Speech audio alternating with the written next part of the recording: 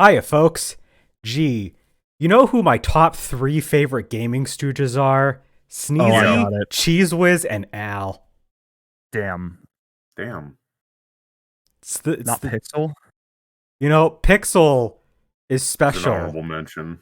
No, Pixel special. She gets the coveted 0 position Oh, shit. above. She gets Uh, the gold position. anyway, we are here today to talk about our top 20 games of all time. About 2024 edition. about It's Yeah, about the 10 years ultimate ago, redux. we had a top games of all time list. It was only 10 games. And, 10 years later, 2024, we decided we're going to do a revision for the list because it has been a really long time. I'm sure that our lists look quite a bit different than they did before. So we have 5 honorable mentions each. We uh we did something kind of interesting. Landon actually came up with this idea. We didn't simply just go through and just come up with a list. We all had this sorter site that Landon linked us to. We put in every game we could possibly think of, and we had the sorter make us pick between 2 games at a time, and then it gave us back the lists. And I will say, I did mine a couple of times just to, double down and verify. So I'm happy with my list. But that sorter gave me some real tough decisions at times. I agree. That shit is not fair. It was What do you mean very not necessary fair? though. I'm kidding. It is But it is the definition of it fair. is. That's the Good- joke, Landon. good Thank you. fair sorting. But anyway, yeah, Did you guys deviate from your sorter results at all, or did you stick with it? I'm not a coward. The only thing I did was I removed games that already had too many games represented on my list. That's Oh, it. okay, because I changed. That's I sort moved. of what I did. That is all I I did. did mine. I I didn't like. So before we go in, do we want to go over like any stipulations, like self-imposed restrictions that we have? I have one game per franchise. Well, okay, technically not one game per franchise, one game per series. If there are multiple series within a franchise, I will have one game per series in that franchise. But otherwise, for example, there is only obviously I would only pick one Paper Mario game, but perhaps another Mario game might show up on my list. Who's to say? There will be. Okay. I stuck to 2 per franchise just because there was 25 entries in total, so I wasn't too miffed about having a couple series having a second entry. And even then, I only got like a couple franchises that ended up getting a second entry between honorable mentions and the list proper. So like that's all I did. I also limited it to just so I had been like bouncing back and forth, and I realized that like before when I was thinking about it, like some games I was considering like what was essentially like a compilation of a couple of games, and then sometimes I was considering just the single game. I was like, nah, nah, nah, nah. So like I only have single game entries, but I might pick the remake, I might pick a remaster, I might pick the original depending on which version I like the most. But I'll get to those as I go along. Landon, I don't want to talk. He doesn't. why not? He's not going to reveal anything. He wants to stay silent and just let it go. No, okay. So what I did was kind of similar to Jack, where I have games where I have like a franchise that might have multiple games, but I was more like genre esque was like sort of where the cutoff point was. So like Mario RPGs, there's only going to be one Mario RPG, so that encompasses Paper Mario, Super Mario RPG, and all of the Mario and Luigi games. Sort of like that basket that I put it in when I started cutting out games. What I did for my list was I took 100 games and ran through the sorter even with multiples in like a franchise. So when I was like building my original list, I I did just that as had well. I just had a bunch of shit. Yeah, I did And that then too. when I got to the point where okay, I sorted it, put it all together, and then I wanted to put in what my list was, I started removing stuff that was extras. Okay. Excellent. So let's go ahead and just run through our honorable mentions real quick. Each of us have 5, I believe. So Jack, go ahead. Start us off. You know, if you guys really want me to, I can just go with the raw sorter results and not go with my written list. You do whatever you want. Okay, Whatever makes I'm your gonna go, heart happy. I'm gonna go with my written list just because when I used the sorter, I tried to do it quickly because I was at work and I didn't know how much time I would have. So, but then when I combed it over a little bit, I was like, okay, maybe this one deserves to be 1 or 2 spots higher. But anyway, I have 5 honorable mentions. Those 5 honorable mentions are, hold on.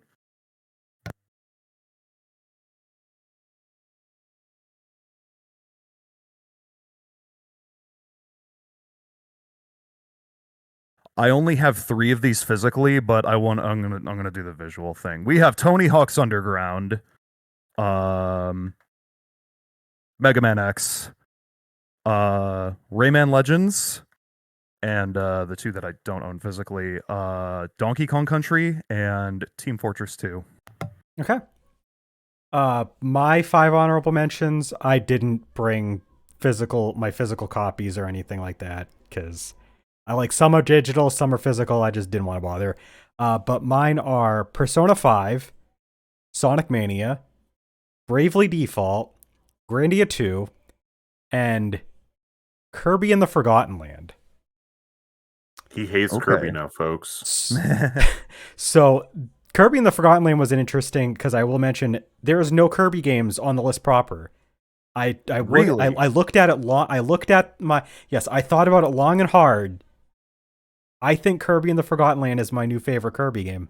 I really do. Yep. Like I Yep. said, he hates Kirby now, folks. So if you want to take one thing away from this podcast episode, Sure. Cloud hates Kirby. Yep. Yep. Sure. We all hate Kirby, as a Landon, matter of fact. Landon, give I us wouldn't your say 5 that. honorable mentions. I would say, oh, you would make me talk, wouldn't you? Yeah.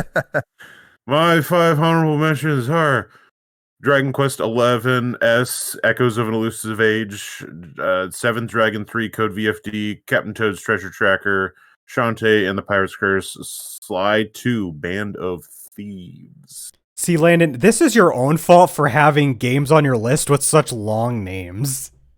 Well, it only gets worse the more we talk, so I can't wait. Hey guys, remember that running gag in all of our previous list videos where Landon will say a game and then my next game will be a game that Landon just mentioned? Is your number 20 one of his honorable mentions? Number 20 is Shantae and the Pirate's Curse, baby. God damn it. All right, I'm so good at this video game. We are jumping right into our top 20s, and in typical Gaming Stooges fashion, here we go. It's always like this. The amount of times where Landon will be like, because like we always go in the same order. I go first, Landon goes last. And whenever Landon will be like, all right, my number 7 is this game. And I'm like, fuck, my number 6 is this game. And then I have to immediately follow it, except Landon didn't really talk about it. It's just... Yeah, talk about I'm here Shantae and the to talk Pirate's about Curse. Shantae and the Pirate's Curse. Why should I like this game? Why should you like this game? As Yeah. far as I know, you already have a likeness for this game. No? Okay. Well, Shantae and the Pirate's Curse is my favorite Shantae game, which is evident of it being on my list. Wow. It's one of my I kind of hesitate to call it a Metroidvania because the Metroidvania elements to it are kind of light compared to a typical Metroidvania. Landon, what would you say? I mean, I would still probably call it a Metroidvania light. It's definitely just a 2D platformer. Yeah, I mean, It's a fucking good 2D platformer. Yeah, you can just say that, Um, and then you can get into the semantics later. Yeah. It has a really fun like gameplay loop. You go to a world, explore it to as much as you can. You go to a different world and, get some power-ups and go back to previous worlds and explore those more. Great pixel art, great characters. The writing is really funny. The story is it's fun. It's nothing like crazy, but it's fun. The music, did I say that already? The music is incredible. I mean, I've played through this game probably 4, 5, or 6 times at least. Landon LP'd it back in the day. Probably need to redux it at some point because at this point that LP is quite old. It's perfect. I don't know what you're talking about. There was no flaws with that video series. It does make me I do feel slightly old thinking about how this game, not this Switch version of the game, but the original 3DS digital release came out the same year that we did our previous top games of all time list. Yeah. In 2014. Yeah, that's really all I have to say. I love it. Great game. My number Thumbs up. 20 is Disgaea Hour of Darkness, which was originally released back on the PS2. It's a strategy RPG. Has seen some re-releases since, but I played the PS2 original, so that is what I went with. It is, spoiler alert, not the only strategy RPG on this list. Oh, surprise, surprise. But I really like Disgaea Hour of Darkness. Things that I really like about it, the characters are just a lot of fun. Like Laharl, Etna, Flan, they're just an unforgettable trio. Just like really, really fun. I enjoy making my own generic units in that game. The classes and the class system is a lot of fun to tinker around with. Find classes that best suit your play style and like get your characters to be how you want them to be. I am just a sucker for that kind of party customization in RPGs, be they strategy, turn-based, what have you. That's why stuff like Grandia 2 and Bravely Default were honorable mentions of mine. I also like the story. It's nothing super serious. It's just like Laharl's journey to like take over for his dad as like the ruler of the underworld. And then they decide they're going to go up because there's like, because they find out through like Flan, who is not a demon or not an underworld dweller, that like there's shit going on up in heaven with like gods and angels and stuff. So they decide they're going to go upstairs and kick God's ass. And yeah, it's just a fun time. I cried when Flan sacrificed herself and turned into a flower and died for 2 seconds. So that was fun. Yeah, just fun times, good story. It's one of those RPGs where like if you really like grinding, you will grind in this game. This game gives you all the tools to make characters as broken as you want them to. It's one of those games where there's a massive post game if you want to tackle that.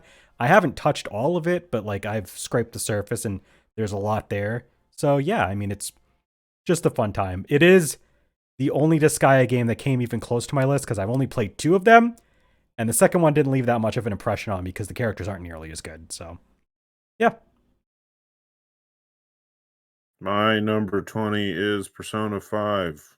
Yay! Yay! Persona 5 was the game that did everything first. Everything else is based off this video game. It's true. It's true. It really is. Ask the internet, please. Persona 5 has characters like Ryuji and Morgana and someone else. Jack Frost. Yeah. Insert third character here. Wow, and that combat is so great. I love it. I love interacting with the characters and the combat in this very stylish RPG. Are you going to just... Are you reading like a GameSpot review or something? No, I knew that he just came up with this, but I'm like, are you just going to speak like this for every entry for the rest of the podcast? Yes. Oh, God. This is my list. This is my list. voice. This is how I sound All right. when I'm excited to talk about video games. Lennon is bringing his A game for the top 20 games of all time list. Always here, baby. Let's go. Did you have anything else you wanted to add about Persona 5? The day we're recording this is Makoto's birthday. Oh, yeah, I didn't realize that. Cool. Happy birthday, Makoto. Yeah, Queen. Makoto. He's cool shit. It's fun. I still have to play the Royal. So this is technically, when I say Persona 5, I mean Yeah, the that's base what version that's of what I Persona meant 5. too. I haven't played Yeah. Royal yet either. Yeah, so there's that. Okay, number 19s. Cool. My number 19 is Mario and Luigi Bowser's Inside Story for the Nintendo DS, baby. Wow! Yay! Yay! Good answer, Steve. Wow. Golf clap. Classic DS game. Mario and Luigi, great franchise.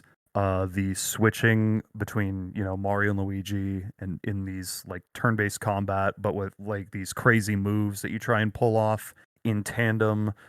It's here in full force, but also you can play as this guy. You can play as fucking Bowser. Did you know that in Bowser's Inside Bowser. Story that you can play as Bowser? But no, I think like the way that this game presents itself is very cool. Like Mario and Luigi are inside Bowser, and like their sections are like 2D side scrollers, and you have to like solve puzzles like inside his innards and his guts. And then in like the overworld, you control Bowser, and sometimes you go back into the overworld as Mario and Luigi, but for the most part, you are inside Bowser. But like playing as Bowser is very fun. He utilizes a lot of his minions and shit like that, and then you get to the parts where you have to like turn your DS sideways, and you have to do And these he like goes crazy. big mode. He goes big big mode, mode. and you do those crazy boss fights with the touchscreen. Fuck, dude, the characters are great, the writing is great, music is great. I feel like I'm repeating myself already, and we're on entry number 2 out of 20, which is great. I mean, that's what happens sometimes, right? You know what?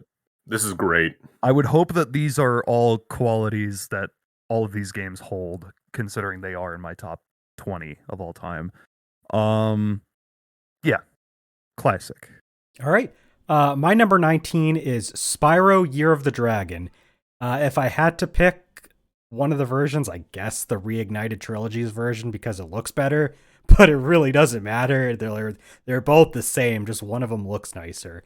Either way, I love Spyro Year of the Dragon. I am a huge fan of the Spyro trilogy, and Year of the Dragon is just my favorite one. I like the structure of the game overall. I like the fact that you have the game broken up into being able to play as different characters. The hub worlds are a lot of fun. I like how there's just a nice variety of levels across 4 different worlds. I think that they just kind of took the formula that they had started developing specifically with Spyro 2 in particular and really just fleshed it out and just made it even better. And I just like collecting the dragon eggs and the gems in that game. The level design is just really good. The music is fantastic. Man, Stuart Copeland is, God, so good. Like, he did such a good job on the music for all 3 games. But there's a lot of really good stuff in Spyro 3, especially because he was like really diversifying like the instrumentation. So like he knocked it out of the park. Just good stuff. I like the sorceress and her as an antagonist just makes a really fun goal to reach for the final boss. And the other bosses are fine. Overall story's good. Chester Cheetah. Yeah, I know that character. Chester Cheetah baby. is the man. Yeah. Go watch the Great Ace Attorney VODs. And maybe the Spyro Reignited Trilogy Let's Play. No, don't watch just the Great Ace Attorney VODs. Just the Great Ace Attorney VODs, sure.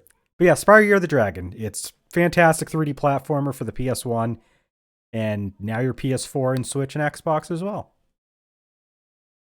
My number 19 is Xenoblade Chronicles Definitive Edition for the Nintendo Switch family system of video games. You're Good really answer, doing Steve. this. He's committed. Xenoblade Chronicles Definitive Edition features such great characters as Shulk, Riku, Hey, Landon. and Can I make a slight request? yeah. Can you be just a smidge less robotic, please? No, I can be more robotic. Can you Oh, please fuck. be a little more excited for her? Just a little bit. Pixel says no, so Wow. Here, I'll be more excited, and by that I mean I'll inflect my voice up slightly. My number 19 is Xenoblade Chronicles Definitive Edition for the Nintendo Switch family of system video games. Does that work for you? it's doing something for me. Oh. Anyway, I like Xenoblade. I like Xenoblade Chronicles 1. It's real good. I also like number 2. X was good too. Still have to play number 3. What are you guys doing? What are you doing? I have no idea. What There was a really loud vehicle outside my. Oh, I didn't hear it. Yeah. Okay. Well, Anyway, Xenoblade. I like Xenoblade. It has fun combat and a good story and bitchin' music. hell yeah. What do I have to say more? Really nothing. I don't That's all think you so. need. Jack, Yeah. we're still waiting on your Let's Play of Xenoblade Chronicles. Let's play. Yeah, you said you'd Let's Play it. I said I would Let's Play a lot of things. Mm-hmm. That was We're still before we waiting. decided we would quit Let's Plays at one point. Yeah, well, here we are, still waiting for it. God damn it. All right.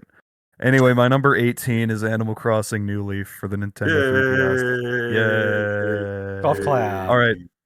For the record, on the sorter, I'm pretty sure this landed like one spot above New Horizons. Actually, New Horizons is a fair bit lower. Never mind. Oh. I'm thinking of a different game. Where the hell is New Horizons on this list? Anyway, this is the one that I went with. Just because I put more time into it. New Horizons is also like as good, if not better than this one, but I just at a certain point, New Horizons just kind of like I ran out of stuff to do and I just kind of dropped it. Where this one, I played it like every day for years. I have several hundred hours of gameplay in this one specifically. You know, it's Animal Crossing. This is the first one where you were the mayor of your own town, so you can like say where shit have a say in where shit goes, and you can move people around and shit like that. Actually, no, I don't. Yeah, no, you could move people around in this game. But this just feels like all of the best elements of the first 3 Animal Crossing games put into one package, and it's extremely fun, it's replayable, it's relaxing, you do your chores, you talk to your neighbors, you water your plants. You're It's making fun. this sound really not interesting. Well, yeah, but if you know, listen. I know what you're talking about. That's how Animal Crossing is. It's how Animal Crossing is. It's like a fun. It's like a fun mundane. It's a fun dane. You're doing mundane tasks, but it's fun. There you go. That's good. Have you ever wanted to live life? No. That's why I do it in Animal Crossing. That's why you buy a copy of Animal Crossing so you can actually experience it. All right. My number 18 is Ratchet and Clank Up Your Arsenal, originally released for the PS2. Good answer, Steve. It is my favorite of the Ratchet series still. I really like the writing. Dr. Nefarious makes a great villain. The different planets that you travel to are all a lot of fun. I like traversing them, the enemy layouts, and just being able to just kind of venture around like so much. Like they'd already gotten that sort of thing down with like the first game, but I just think that they just started doing a better job each game, and really, really like they hit it out of the park with Up Your Arsenal. the weapon selection in the third game in particular is still my favorite in the series. Just the variety of weapons, how they perform. I mean, one of the guns turns things into ducks that lay exploding eggs. And one of them, when you level it up all the way, turns into a flaming duck phoenix that like homes in on something and then explodes. And it's just amazing. Hell yeah. The Quacko Blitzer is like one of the greatest weapons in any video game I've ever played. So fucking good. Rivals the chicken gun from Shadow the Hedgehog, I would say. Yeah. Yeah, it's great. But yeah, just the progression system in Up Your Arsenal. Being able to play as Captain Quark in these like Mega Man style levels as like a sub game attached on the side is a great time. Back when I played this on the PS2, like I did everything you could do in this game. Like it's so good. Like the action, the platforming, the side stuff you can do, there's like a stadium that's been in most Ratchet and Clank games, and the one in this game is still my favorite one. Just all around good time. Yeah. You slap it in your playing states too. My number 18 is the last story for the Nintendo Wii family system of video games. The last story beating out Xenoblade. That's just kidding. I already knew it would. That's what I decided, I guess. I don't know. I'm just reading my script that Jack wrote up for me. Oh, okay. Yeah. Don't tell anyone. Oh, okay. Sorry. I take that back. I didn't realize we had a ghostwriter in Gaming Stooges now. Little this is going to be like a whole Milli Vanilli situation where we find out that everyone's lines in Gaming Stooges were written by me. The whole time. And my lines were written by Trader. Yeah. Anyway, the last story is fun. Jack, when are we streaming it? One day, I hope. Which one of us is doing that one? Probably me. Yeah, probably you. Yeah, because I did. The last story was in my. It wasn't quite close to the top, but it was in my top 100. What is the last story like? The last story is like if any Final Fantasy game was good. Wow. It's like kind of like, I don't want to say action RPG. Would you say action RPG? It's more action RPG than turn-based RPG because it's not really a turn-based RPG. Yeah. You have 5 area party members. You have 5 party members. The other 4 are usually like on auto. They'll like do stuff automatically. You run out, you do attacks, but then there'll be like rings where it'll like if you're in that area and you do certain things, it'll do more or something. Interesting. Okay. Yeah. It's easier. It's one of those games where it's easier to like if you watch it or play it, you would understand how it works pretty easily. Yeah. But it's like it is made by whatever the nerd for Final Fantasy was. Nobuo Uematsu. Yeah, it's a Nobuo Uematsu game. So that when I say if it was a Final Fantasy but better, that's why. Wait, Nobuo Uematsu, he's the composer. Do you mean? Oh yeah, he also worked on it. He did the music. Do you mean Hironobu Sakaguchi? Probably, I don't know. Yes. Yeah. I said the wrong name, but I was right in that Nobuo Uematsu did do the music for the game. That is really cool. Yeah. Now I have to look into it. It needs a fucking remake. Like just to have it on a modern system. Out of all the games we're going to be talking about today, it is definitely probably the game that needs the most. I don't care. Yeah. I don't care what your personal opinions are about any of your other games. Wow. Those all suck. Number 18 on Landon's list is the peak of the whole podcast, folks. Move on. There you go. This is just like our top 90s games podcast where Landon was like, all right, my number 10 is the only good game. Everything else before and after sucks. That's exactly what's happening. Let's come back around for number 17s. All right. I'm gonna talk about a franchise that, or not a franchise, sorry, a genre of game that I don't really talk about too much. First-person shooters. Except this is kind of a bad one. Mine is Super Smash Brothers Brawl. Oh. Ooh. Running joke here at Gaming Yeah. Stooges. Landon calls the Sup- Smash Brothers series a bad FPS. Because it is a bad first-person shooter. It's like not a one of the first-person shooter worst. at all. Yeah. I am one of Brawl's biggest defenders. I love this game. I recognize that from a pure gameplay perspective, it's not as fast-paced or as exciting to watch as Melee, but Who gives a shit? who gives a shit? This game is fun as fuck. There is so much goddamn content in I was gonna this say game. the content's just better. Like, The I'm content sorry. in this has the, like, if you exclude like number of characters, this has probably the most content in any Smash game.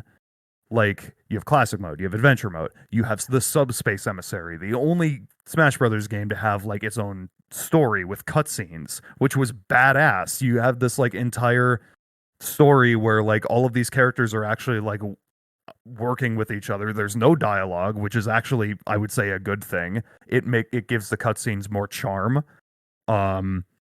The stages in this game are incredible. The selection of characters for the time was like insane. Like 35 35. 35 characters And I total. mean, they decloned a lot of the stuff from Melee, so like most of the characters Yeah. are pretty unique in some way. Yeah, for sure.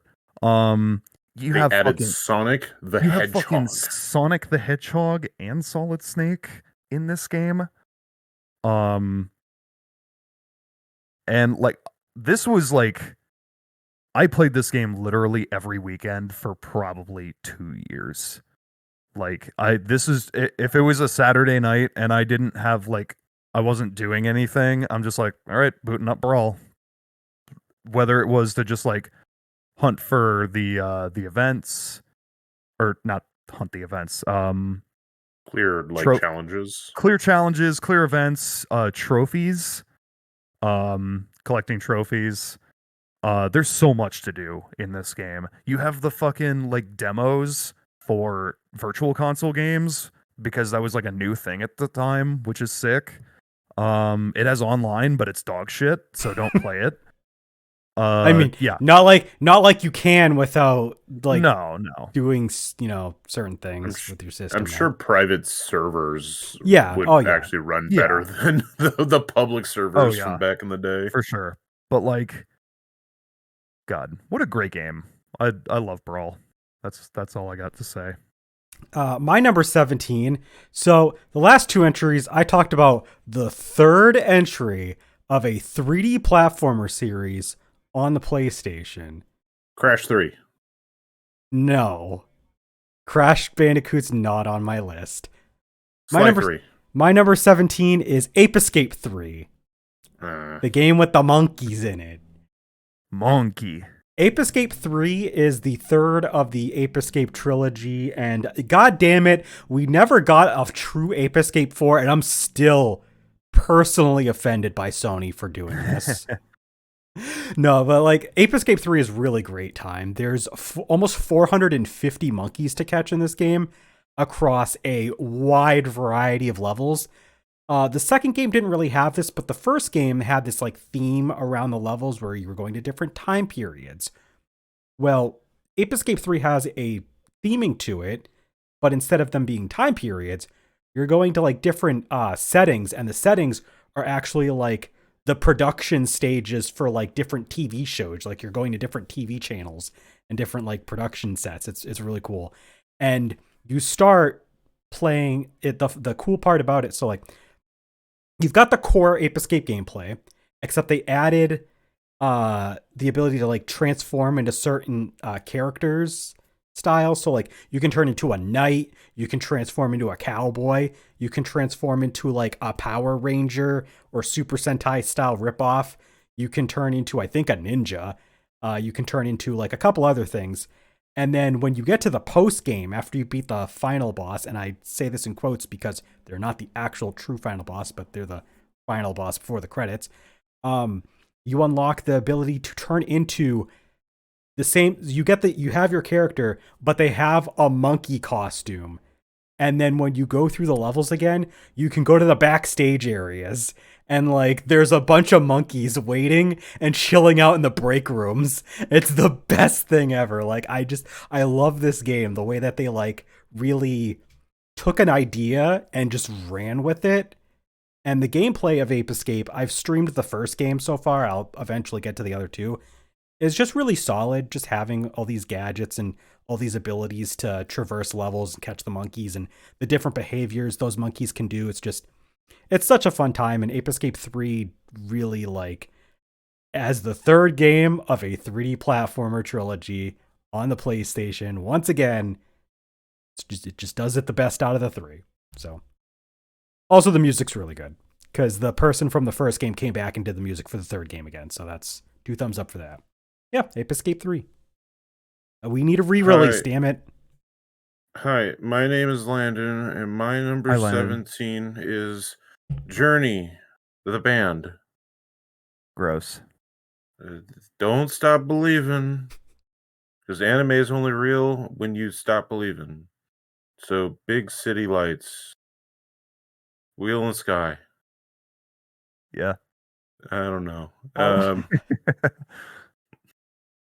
So this is Anyway, Journey for the yeah. whatever's by whatever that game company's name is. I don't know. There's no way to know. There's no way to know. Whatever that game company's name is. Yep. I wonder Anyway. what that game company's name is. Hey, I did guess you we'll never know that most of a large percentage of the games on this list so far have been RPGs, and this is not an RPG? Whoa. That's weird. Anyway, Journey is a game that will make Claude cry. Is that the only note you had? Is that it? Is that all you're going to say about it? I don't know. It's fun. And it has good music. It's a vibe. It is a vibey game. It's definitely... So it's not super long, but, It's like an hour long. Hour and a Hour and half. Yeah, if you sit down and do it all. Mhm. But I mean, there's shit you can get in it. Like, there's collectibles. Yeah. If you play it online and you like run into someone, like it definitely helps. I feel like with like the storytelling, Yeah. because it really affects everything that's going on with it. Yeah. Yeah, it's just really well made, very well done in the visual department and the music department. Doing the like playing through the whole story and sticking with like the same person through the whole thing, and then like after the credits you see like players you played with, and it's just like the one person. It's like, hell yeah, we went on that journey together. I don't even know who that person is, but now you're friends for life. Yep. It's just like an emotional bond that you didn't know you had. No. And that's kind of beautiful. And that's the story of Gaming Stooges, the bond we made in this journey. It's like the wheel in the sky keeps on turning. It's coming back around again, isn't it? It is for the people of the sun. Oh shit. Well, Brawl is gonna sit there for the next 2 entries because I don't have physical copies for these 2 games. My number 16 is Jet Set Radio for the Sega Dreamcast family of systems. All right, family of systems. Yeah. I don't know if you know this, Jack. The Dreamcast didn't do well enough to get a different model. I know. Yeah, but it has different. It has different color controllers. Yeah, the Dreamcast family of controllers. And UMDs. Yeah. Sure. There's a Godzilla UMD. Sure. That's funny. Yeah, Jet Set Radio is it's my favorite Dreamcast game, easily. I've talked about this game. I've Let's Played this game before. I don't own a physical copy because my first like actual exposure, well, my first like full playthrough of this game was via the PS3 re-release, digital re-release of the game. And I loved it. I love like presentation wise, I love everything about Jet Set Radio, like the characters, the locations, the music. The fucking music is so goddamn good.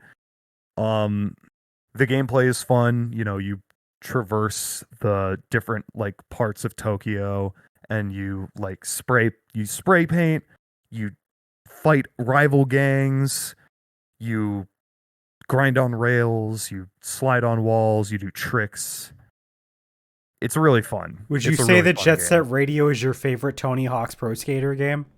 You know, it outranks every Tony Hawk game, so I would say so. There you go. As a matter of fact. There you go.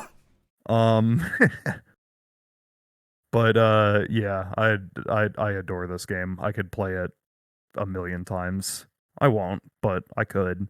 I need to redux this game for sure because my Let's Play of this game is as old as the original version of this list. So need to play that one again for the channel one day. Okay. My number 16 is Phantasy Star 4, The End of the Millennium. This is the most recent game I've played that's on my top 20. I talked about this on our Top Games of the 1990s podcast. It is a turn-based RPG that is the fourth in its franchise that allows you to play with up to 5 characters. It sounds a whole lot like a different franchise, doesn't it, when I put it that way?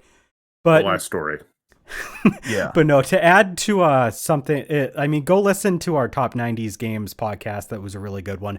But to just kind of expand on what I was saying there, I really like the setting. It's a sci-fi RPG setting. It's got a couple different planets that are overworlds that you get to go to. The characters are great. Chaz is a pretty fun protagonist. Rika, Raja, Rune, these are all really great characters. I like the writing, the presentation of how they do the story with like these comic book style cutscenes, which is really interesting way to like present the different dialogue cutscenes in the game on a 16-bit game at the time. Pretty cool. Great music, really fun boss fights, good battle system overall. I definitely highly recommend this game for like old school kind of RPG players, because like it is a little weird because like, you know, like that like RPG thing from like the 90s when like skills, you didn't really know what they did by the name that they had until you just like did it, and then you're like, okay, this skill does this thing. That's like the only like gripe I have about this game, is that like it's one of those games where like you just kind of have to use the skills and then you're like, oh, now I know what these do. But it does have like a Persona style or Final Fantasy style like tiering system, so that like when you get like these little prefixes added on, oh, it's just a better version of that skill. So it's got that going on for it. I like that there's like ways to combine attacks. It's not as like utilized, I think, as like in, I mean, a game we'll probably all be talking about later in this podcast, I'm sure, but that we've talked about a million times. We'll get there. Which one? We'll get there. But it's just, I don't know what it is. I'll bring it up when we get there. But yeah, just it's a really good game. I think it's probably one of the best games on the Genesis, and it just kind of gets slept on because like the SNES had all the 16-bit RPGs. Well, it didn't have this one, and it's one of the best. So yeah. Damn. Well, also featured on our podcast of the top games from the 1990s. That's right. It's everyone's favorite game for the Nintendo 3DS, Resident Evil Revelations. I knew you were going to say a game that was not actually on that podcast. Just I can read you like a book. Well, then read off what I'm thinking for this game. Resident Evil Revelations has such iconic characters as Leon S. Kennedy. And I actually don't know enough about Resident Evil, so I can't keep going with this. Well, unfortunately, this one did not have iconic characters like Leon Scott Kennedy, but it does have iconic characters like Jill Valentine and Chris Redfield and Raymond. Raymond? I forget Raymond. I forget his last name, but Raymond's in there. Does everybody He's love him? No, Okay. not this one. Not this. Yeah, he's a ginger.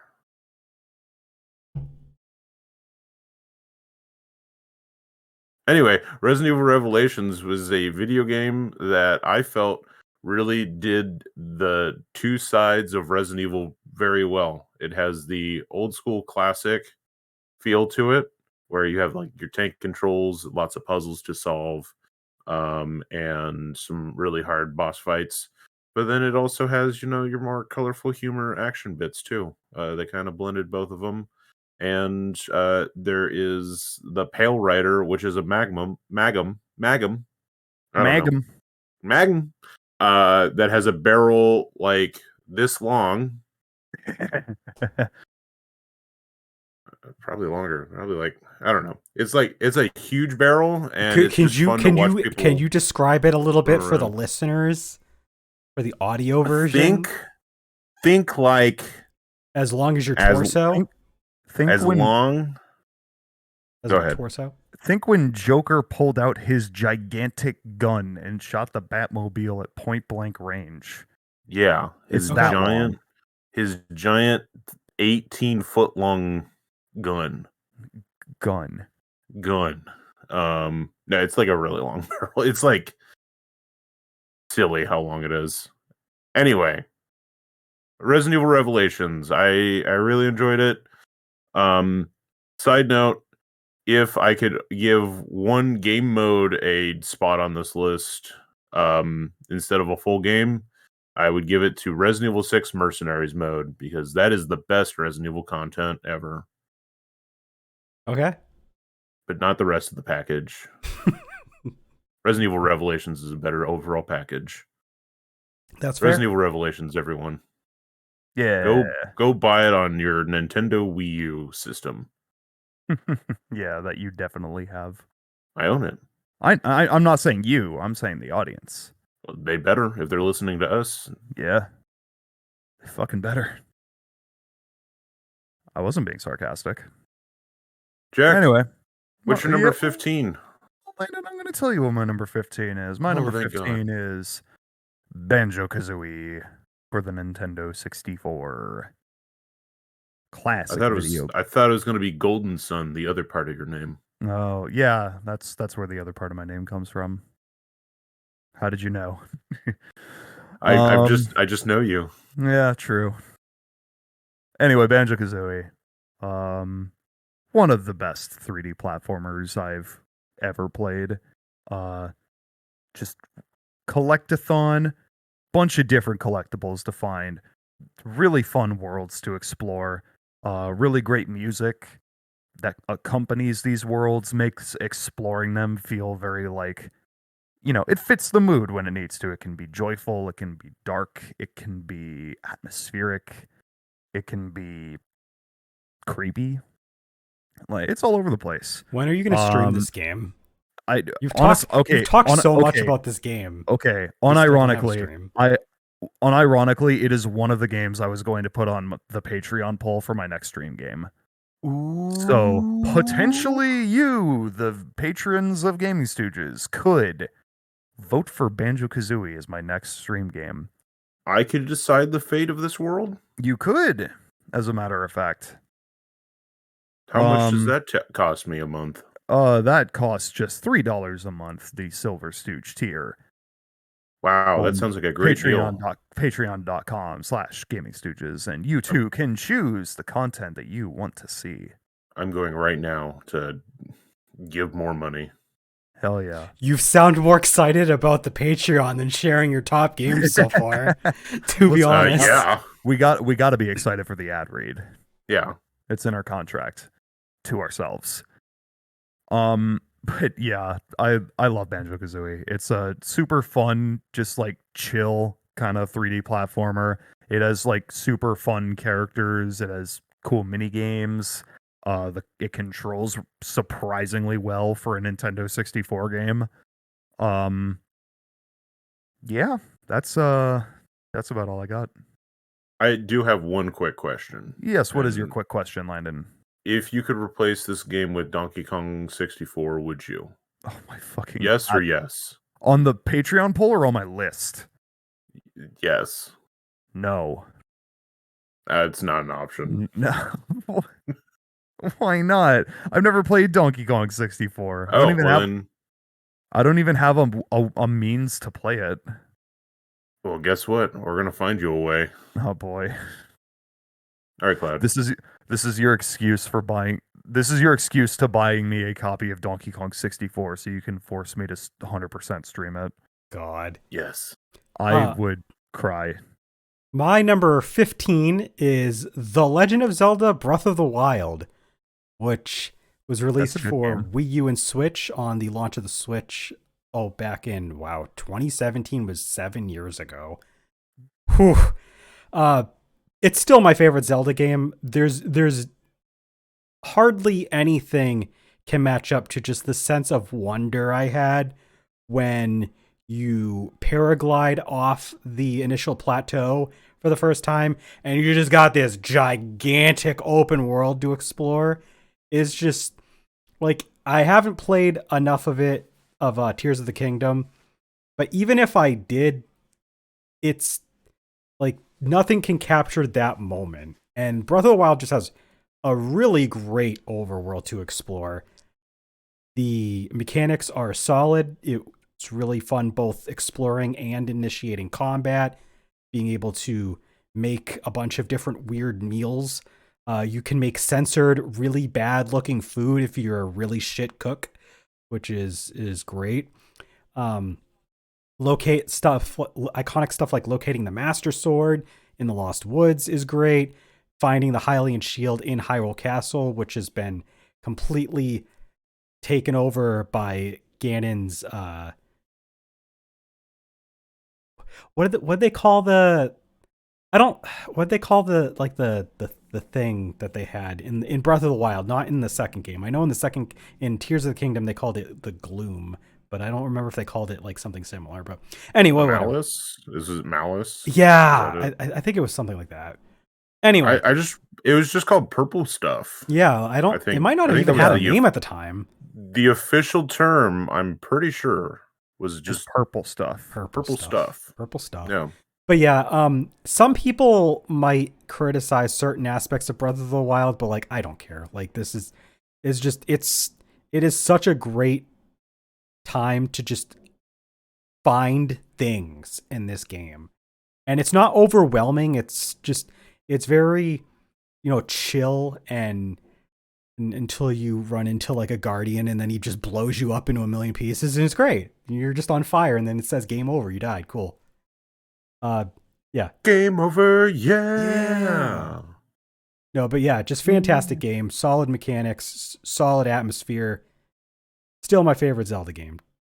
Go slap it in your Wii U. Don't play the Switch version. Play it on the Wii U, because that's what people that listen to Gaming Stooges do. They play the Wii U. I played it on the Wii U. You did? But I'm telling the viewers, not you. Oh. I'm telling the viewers to go play it on their Wii U. Whew. I thought I was going to have to stop doing this for a second and enjoy myself. Damn! Anyway, talking about enjoying myself, my number 15 is Fire Emblem Echoes Shadows of Valentia. That's a good answer, Steve. Featuring such awesome characters like Alm and Celica. Yeah. And you're really going for it with this bit every entry. I didn't give you a list of characters for the last story or journey. True. And you're the one who brought it back when we got to Resident Evil Revelations. So I thought I'd I guess it's partially my fault. It's mostly your fault. Anyway, talking about Cloud's fault, Fire Emblem Echoes Shadows of Valentia for the Nintendo 3DS family of system video games. It's good. Yeah. It's what if they took an old Fire Emblem and actually made it good? Turns Or out it's pretty easy for them to do that. I mean, I'm not saying the original Gaiden was bad. I'm just saying, what if when they brought it to modern consoles at the time, if they kept it good, But made basically, it better.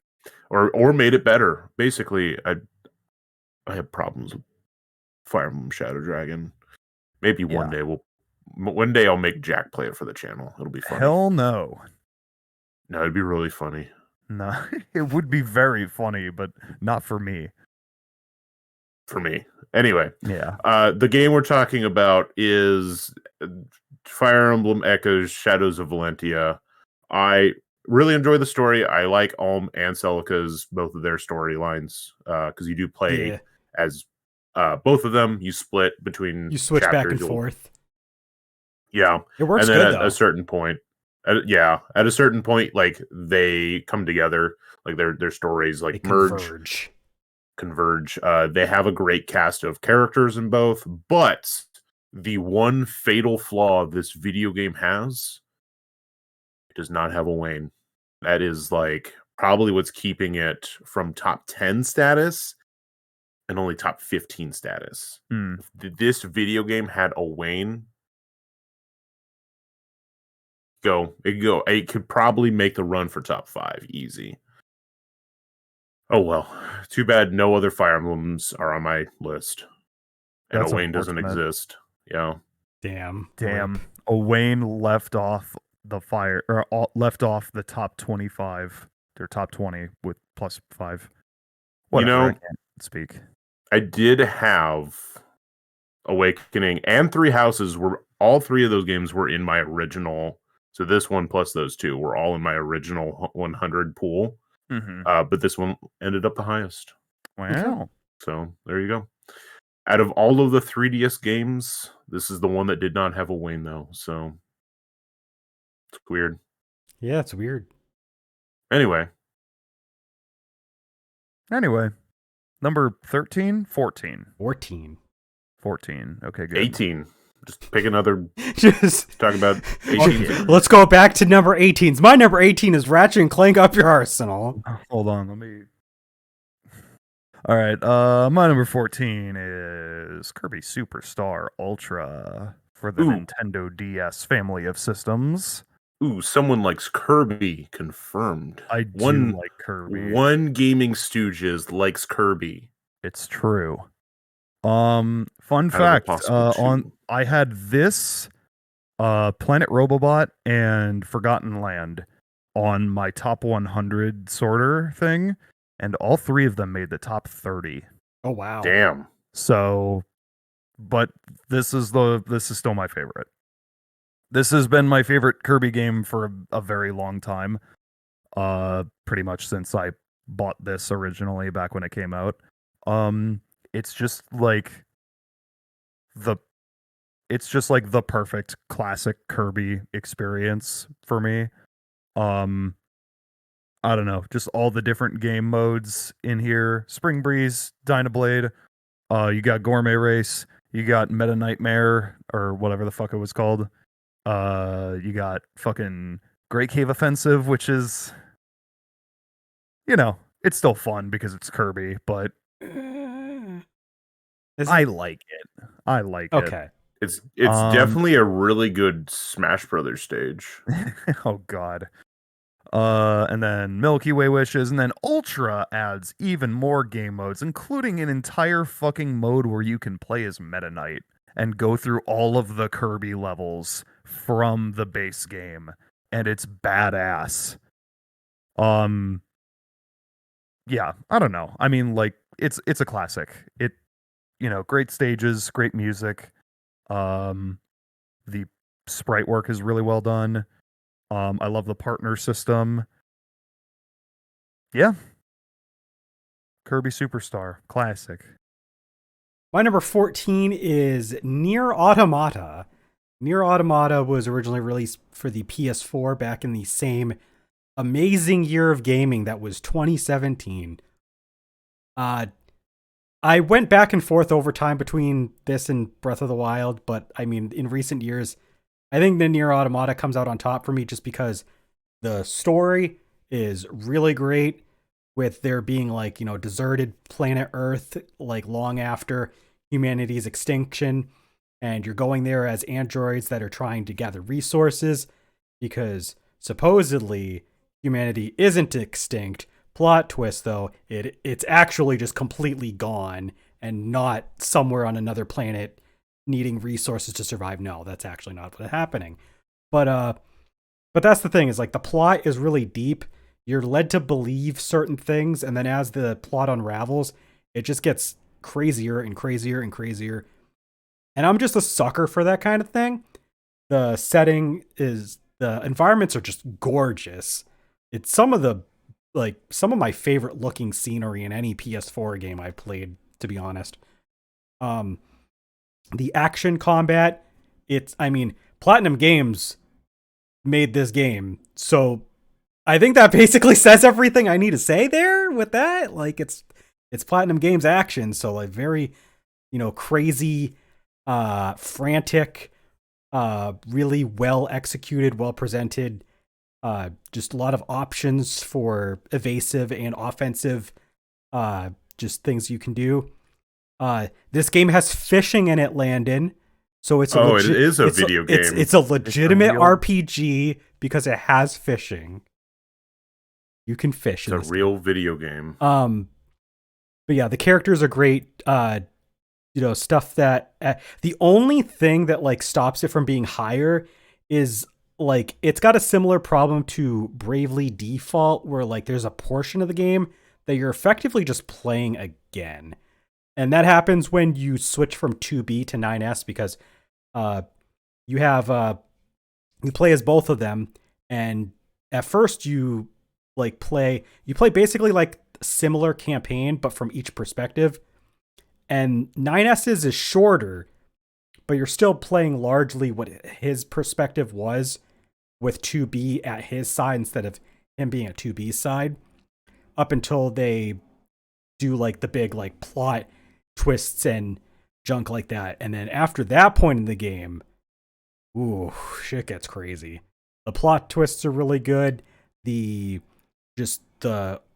course that the story takes, and because of that, the way that the environment is affected by this, because they do have some big changes in the main hub area, is pretty cool. Just fantastic soundtrack, very melancholic, very atmospheric, but it's got like these just nice vocal choirs that kind of like give you just the right feelings that you're supposed to feel when you go to different areas. Just an all-around solid game, just front to back. I like that there's different endings that you can access.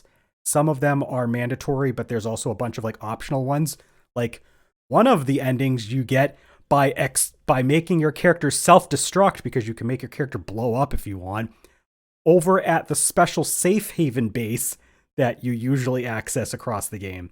Yep, if you blow yourself up and blow that bunker up, you get an ending.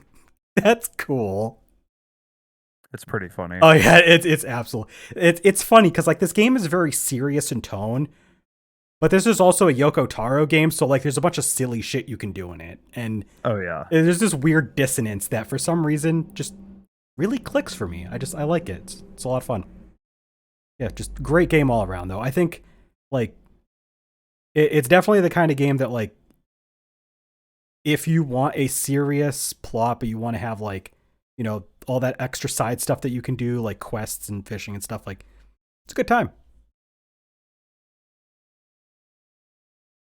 Hey, what if we took the last two games and put them together? Now, when you say the last two games, is the last do you two mean that Mayan Clouds or games, your last two or games? Your last two. Yeah. Yeah, that's right. It's Kirby Planet Robobot. Oh, That's okay. perfect. Okay, you know what? Yeah, you know what? That's good. That checks Yeah. out. Literally. That is 150% the exact same thing.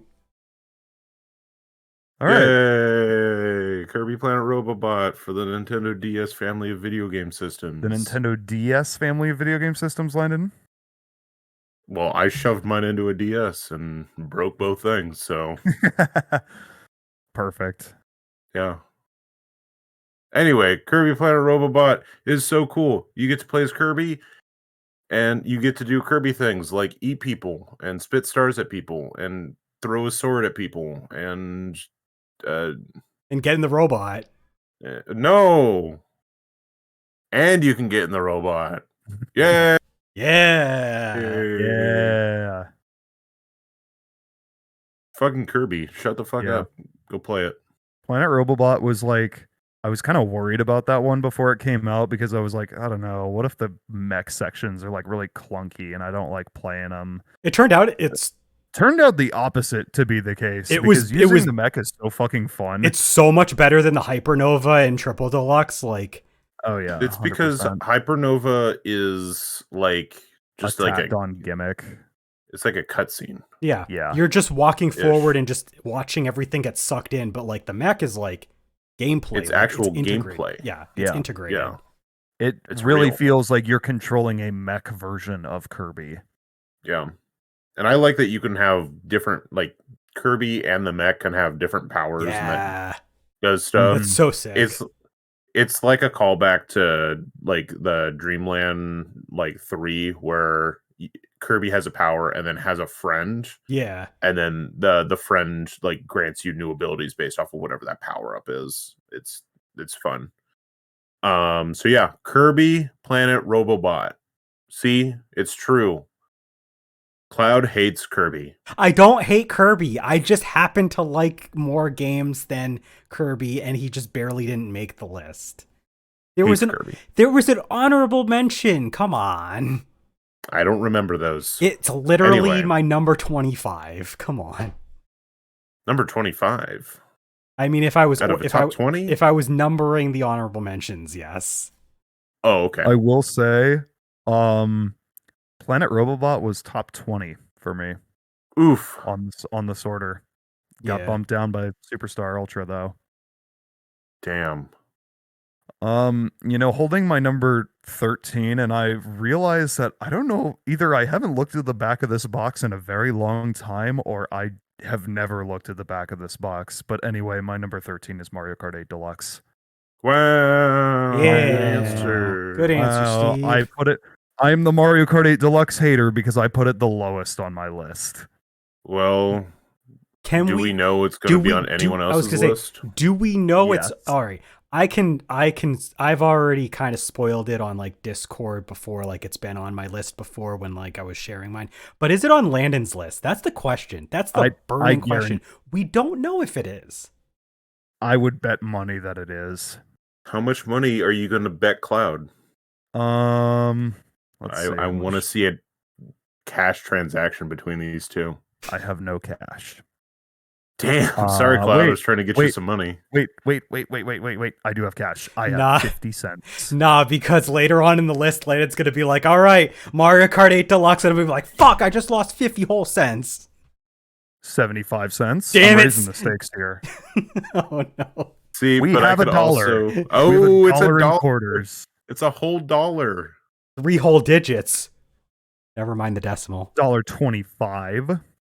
All right. Talk about Mario Kart 8 Deluxe, Jack. $1.25 and this button I found. I forgot it was my turn. Yeah. Hey, Mario Kart 8 Deluxe. What a video game, right? Like, It's definitely the video game of. it's definitely the video game of all time. There's a shitload of content in this game. It feels like we've played this game so many times for the channel and just played it off camera so many times that talking about it just kind of feels like, yeah, duh, it's Mario Kart 8 Deluxe. Like, it has a shitload of characters. It has this vanilla game already has a shitload of tracks on it with 48, and then they literally doubled that in the past year. Because why not? Like, yeah, sure. We're just going to give you way fucking more courses And than also you more have ever characters. and more characters than you ever would have thought possible They in a brought Mario back Kart Funky game. Kong. They did bring back Funky Kong. Like, and I'm not trying to just say that like quantity outweighs quality here, because that's not the case, because the quality of this game is fantastic. Like, I'm not trying to say that it's just good because it has a bunch of stuff in it, but like it's really good stuff. I mean, we still play Mario Kart every so often. Like, I'm never not in the mood to just like put this on and play this. Like, You're kind of it's making me want to just stop the podcast right now and play some Mario Kart 8 Deluxe. honestly, yeah. All right, folks, we're gonna stop the podcast here. We got some Mario Kart to play. Actually, we're gonna stop the podcast here because Jack has a video to fucking edit. True. Remember when we did that? I don't. Yeah, I know. I need to get to it. I'm sorry. Anyway, there's nothing in this cup. Did you have anything else to say about Mario Kart 8 Deluxe? No, that's it. It's Mario Kart 8 Deluxe. My number 13 is Super Smash Bros. Ultimate, also a Nintendo Switch game where you can play with a bunch of your friends, but instead of racing each other, you can beat the shit out of each other. Super Smash Bros. Ultimate is, I mean, no surprise, my favorite Smash Bros. Game because it is it's the most fine-tuned in a way I like. I don't care for Melee's physics, and I mean, you know, Brawl's is whatever. Brawl might have the better single player content overall, but I think Ultimate just has the best package overall. There's so many characters, and a lot of them, are so fun to play as. Like, there's like 80 something characters, and I can probably say that maybe there's only enough on that I can count on one hand that I actively would not want to play as. Now, that said, I can't actually put this on my list anymore because Al is taunting me about the time that he kamikazed me as hero. So, never mind. Super Smash Bros. Ultimate, not on my list anymore. What are you replacing it with? Euphoria the Saga? Sure, why not? Never played it. Yeah, Euphoria the Saga. But no, Super Smash Bros. Ultimate, I think it has the best classic mode in the series, to be honest. Like, the fact that they're different per character, but it's still like linear and themed, so like each character has like, you know, like Mario fights certain characters, Donkey Kong has certain fights with certain characters, Sephiroth has certain fights. Like, they make them for the DLC characters as well. They have like a certain theme that they follow. The World of Light adventure mode, it's not the best out of the Smash Brothers series. I mean, Subspace Emissary is obviously the best one, but I mean, World of Light's pretty fun because like there's just so much to play, and there's so many creative ideas that they use with the spirits and the spirit system, which replaces trophies. Yeah, it sucks that trophies themselves aren't there anymore. That was really cool looking at like 3D models, but at least with the spirits, you have something that, like, from a gameplay standpoint, you can like level up and you can get rewarded for using, and basically you can collect them and use them as opposed to trophies where it was just collecting just to view them. But I mean, you know, give and take. And then just all the different modes that you can play in the actual like Smash mode to like fight against each other is great. They incorporate like an Iron Man style one where you can like eliminate characters as you go. So that's cool. They have like a team strike sort of mode. So they added a bunch of stuff that just wasn't a thing in previous Smash Brothers games. And because of this game, Super Smash Bros. 4 basically doesn't even need to exist anymore. So that's cool. It really doesn't. It really doesn't. Yeah, Super Smash Bros. Ultimate. It is, yeah, just really, really, really good game. Still go back to it every now and again and play a few matches.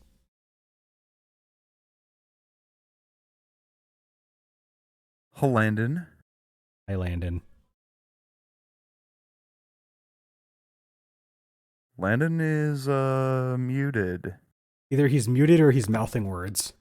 Oh, never mind. Oh, I was muted. Okay. Okay. Hi, my number is. Number. You don't It's sound so so fun. You don't sound excited for this one. Yeah, because it's so long to say. It's Say so many say words. it. Say it. Say all the words. Say all the words. All right. Every word. My number 13 is Phoenix Wright Ace Attorney Trials and Tribulations for the Nintendo Yeah. whatever family of systems. Good 'Cause answer, it's on- Steve. It's on a lot of the Nintendo whatever systems for the family of video games thing. To be fair, yes, that is correct. It is on a bunch of them. So it really is for the Nintendo GBA, whatever. DS, 3DS, Switch. Wii, Xbox 360. Xbox 360, all of the Not Nintendo family system of video gaming systems. Yeah. And the Xbox 360 is the worst Nintendo system I've ever seen in my life. I did not mean to say Xbox 360. I meant to say Xbox One, but the trilogy Gee, that's is on too Xbox bad. One, PS4. Anyway. Anyway, Trials and Tribulations has such iconic classic characters like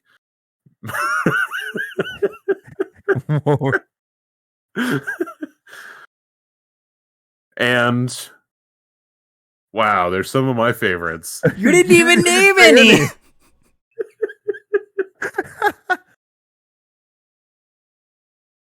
Name one. Name one character. Oh, you're a fan of Phoenix Wright Ace Attorney? Name 3 characters. Phoenix Wright Ace. That's only 3 characters. That's all he asked me to name. Oh. Anyway. Fuck. Pixel said you're the worst sometimes, but it's the best for the reactions. It's true. That's what I'm here for. Because if I was serious, I'd be like them, and then it would all be serious. But then I'm me, and so it's Landon not the all- contrarian has to be the opposite of whatever we are. Yeah, I have to bring in a different energy. Anyway, I'll talk about this one really quick. Phoenix Wright Ace Attorney Trials and Tribulations has some of my favorite characters in the franchise. It has a really good prosecutor, and it has some of the best cases overall. It has that one case that those one people do the one thing. Cool. And There's a bridge, I think. I think there's a bridge. I think Larry Butts is also in this game. Larry Butts is in this game. I think he's in this game. That's pretty cool. You know who's not in this game? Wendy Oldbag. No, she is. Is she? Which case? I think she shows up in the credits. I thought. Oh yeah. Does that's that right. count?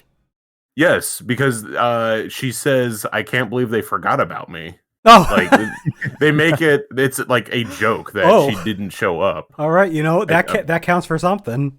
I'm pretty sure she shows up in the credits for this one. Al, let me know if I'm wrong. I'm pretty sure she. I'm fairly certain she does. Yeah. Anyway, I was very close to. Oh, I had the Great Ace Attorney collection also on this. Yeah. And because those both of the Great Ace Attorney games are excellent. Like all of I think every single case in both of those games is like top notch. Oh, yeah. So like good. those games have some great ass characters, but this one it's so good. It has the line where Marvin Grossberg says his hemorrhoids feel like they're doing the Harlem Shake. That's so true. And that's a real line of dialogue That is in the game, and it's so funny. So like it's peak Ace Attorney. It's just what it is. It really is. It gets you right where it is. You know what helps? This game has Miles Edgeworth in it. It's true. You play as Miles Edgeworth. You get to play as Miles Edgeworth for a part of the game. It is a part of the final case. It is by far the best experience I've ever had in a video game. The downside to playing as Miles Edgeworth is that you go up against Franziska von Karma. And that is the worst part of this entire video game franchise. It's the That best one and character. worst. No. What I'm saying is Franziska von Carmen is the worst part of this video game franchise. Von Carmen. Von Carmen. And I'm including Spark Brushel. Damn. That's All right. scathing criticism. Anyway. Anything else you want to say? It's fun. Okay. And it features characters. Let's go to the number 12s. Good job. My number 12. Hey, remember how Landon's number 13 was Phoenix Wright Ace Attorney Trials and Tribulations? No. My number 12 is not that. Oh. Actually.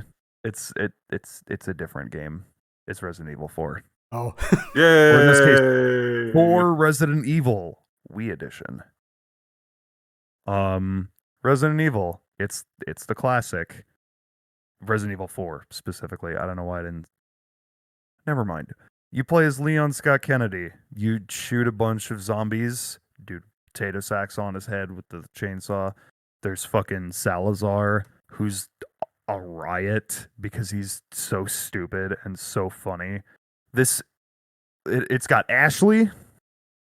RE4 remake stream when? Good question. Don't worry, Ashley. I'm coming for you. Don't worry, Ashley. I'm coming for you. It's got the fucking the merchant. I don't know his name. The merchant. What are you buying? He's just. I don't. Oh, think he that's has where an that accent. He's comes just a from? merchant. Yeah. It's Resident Evil 4. What are you buying? What are you selling? I'll buy that at a high price, stranger. It's a classic. There's so many fucking iconic moments in this game. You got the lake, you got the giant fucking robot, you got the part where you're trying to where you use the sniper to save Ashley from being abducted. There's the classic run from the boulder sequence, which is on the back of the box, where you got to shake the Wii remote to run away from the boulder. Fun fact, every single in this version of the game, every single QuickTime event can be done just by shaking the Wii remote and pressing A and B at the same time. You can literally leave the room as long as you're doing this, and you will pass every cutscene QuickTime event. It's pretty funny. But no, I mean, like, it's just a really fun, like, action game. It has, like, the perfect blend of, like, kind of spooky atmosphere with extremely, like, campy and funny dialogue and characters. It's everything that I want from a horror, if you could call it that, game. Yeah. Classic. Okay. My number 12 is Pokemon Black 2 and White 2. Pokemon Black 2 and White 2 were the sequels to Pokemon Black and White on the DS. They revisit the Unova region, but I think they do an even better job where they like flush it out a bit more. There's more stuff to explore, which was already a fun region to explore. The gyms in this game are quite a lot of fun. You get to see what everybody's been up to in like the couple years after the original Black and White. So you get to meet up with Charon, Bianca, other characters over the course of the game. You get to meet back up with N, Getsis. There's new characters that are also really great, like Colress. I mentioned some of the new gym leaders. You got like Roxy and Marlin. Pretty good characters. I like the regional Unova decks. They expanded it. So originally in the first game, they had just all new Pokemon. And then in this game, they gave you an expanded dex to like 300-ish. So they basically doubled the size of the decks, and they have a bunch of really interesting options. Like you can get a Lucario super early. You can get... Guys, I used Magnezone. No fucking way. This is where that comes from. I used Magnezone. How to use Magnezone? I used Magnezone, guys. Wow. Yep. Wow. Easy. I know, right? But yeah, just really good selection of Pokemon, good selection of gyms, good progression through the region, a lot of fun stuff to explore, a lot of cool side stuff to do. You got the Pokemon World Tournament as a post-game thing that you get introduced to early and can go back to. And I mean, Pokemon World Tournament is great because you have access to all these old returning characters that are all just jumping in. You get to do like tournaments with them, really cool stuff. And the post game also has like a bunch of different like characters that you can just rematch over and over. You can fight Cynthia, you can fight Colress, you can fight N, and he has like separate parties for every season, and they're all like weather based teams, and it's kind of sick because like very much something like he would do. So yeah, it's just great. It capitalizes on a game that I thought was already good, and then just makes it better. The story is just slightly worse, I think, but I mean it's still fine. Yeah, just all around really good game. Some of the best games on the DS, in my opinion. Some of. Get to more later. Those are good ones. Speaking of the best game on the Nintendo DS. Oh, we're not that's there right. yet. You're going to talk about a game that's on a totally different system. Oh. Let me edit my list real quick. Ah! Got him. That's right. It was Pikmin 4 all along. Was it? Damn. Yeah. Pikmin 4. All right. Cool. You know what actually, they said this doesn't surprise me. You know what they said about the last 3 Pikmin games? Wow. And you know what they say about this one? Wow. About this one, you mean? That I still need to Jack. play? For the Jack. viewers, for the listeners, Jack is holding up a copy because he tends to forget that we have listeners too. Wow. Hey now. Hey now, Pikmin you're an 4. all-star. Pikmin 4 for the Nintendo DS. It is one of my favorite video games. What a classic. What a classic. It has such characters like Red Pikmin, Blue Pikmin, and Yellow Pikmin. And maybe returning characters. Come on, from Landon, you don't get to games. talk about Pikmin enough, and I've heard, and you talk like you hyped up Pikmin 4. Like, give it to us. Pikmin franchise video game series is about Pikmin, which are small little plant creatures that you pick up and command them to do different tasks. And in Pikmin 4, there's 4 Pikmin. You've killed him. I tried. He's dead. All right. Pikmin 4, the big thing about this one is you are trying to rescue people that got stranded on a planet, including the infamous Captain Omar. Omar. And Louis. Anyway, that's for later in the video game. The big thing about this one is instead of having multiple captains like in Pikmin 3 and trying to find fruit, you are trying to rescue people and you have a dog this time. And the dog can do things. Yeah, classic dog. The dog is so cute and I love it. And it's like it adds a fun layer of strategy to the Pikmin franchise because you can have all your Pikmin ride on him, and then you can like transfer over water, which before you would have to like change out like your Pikmin to like specific tides that could only be around water, and like it can help out quite a bit.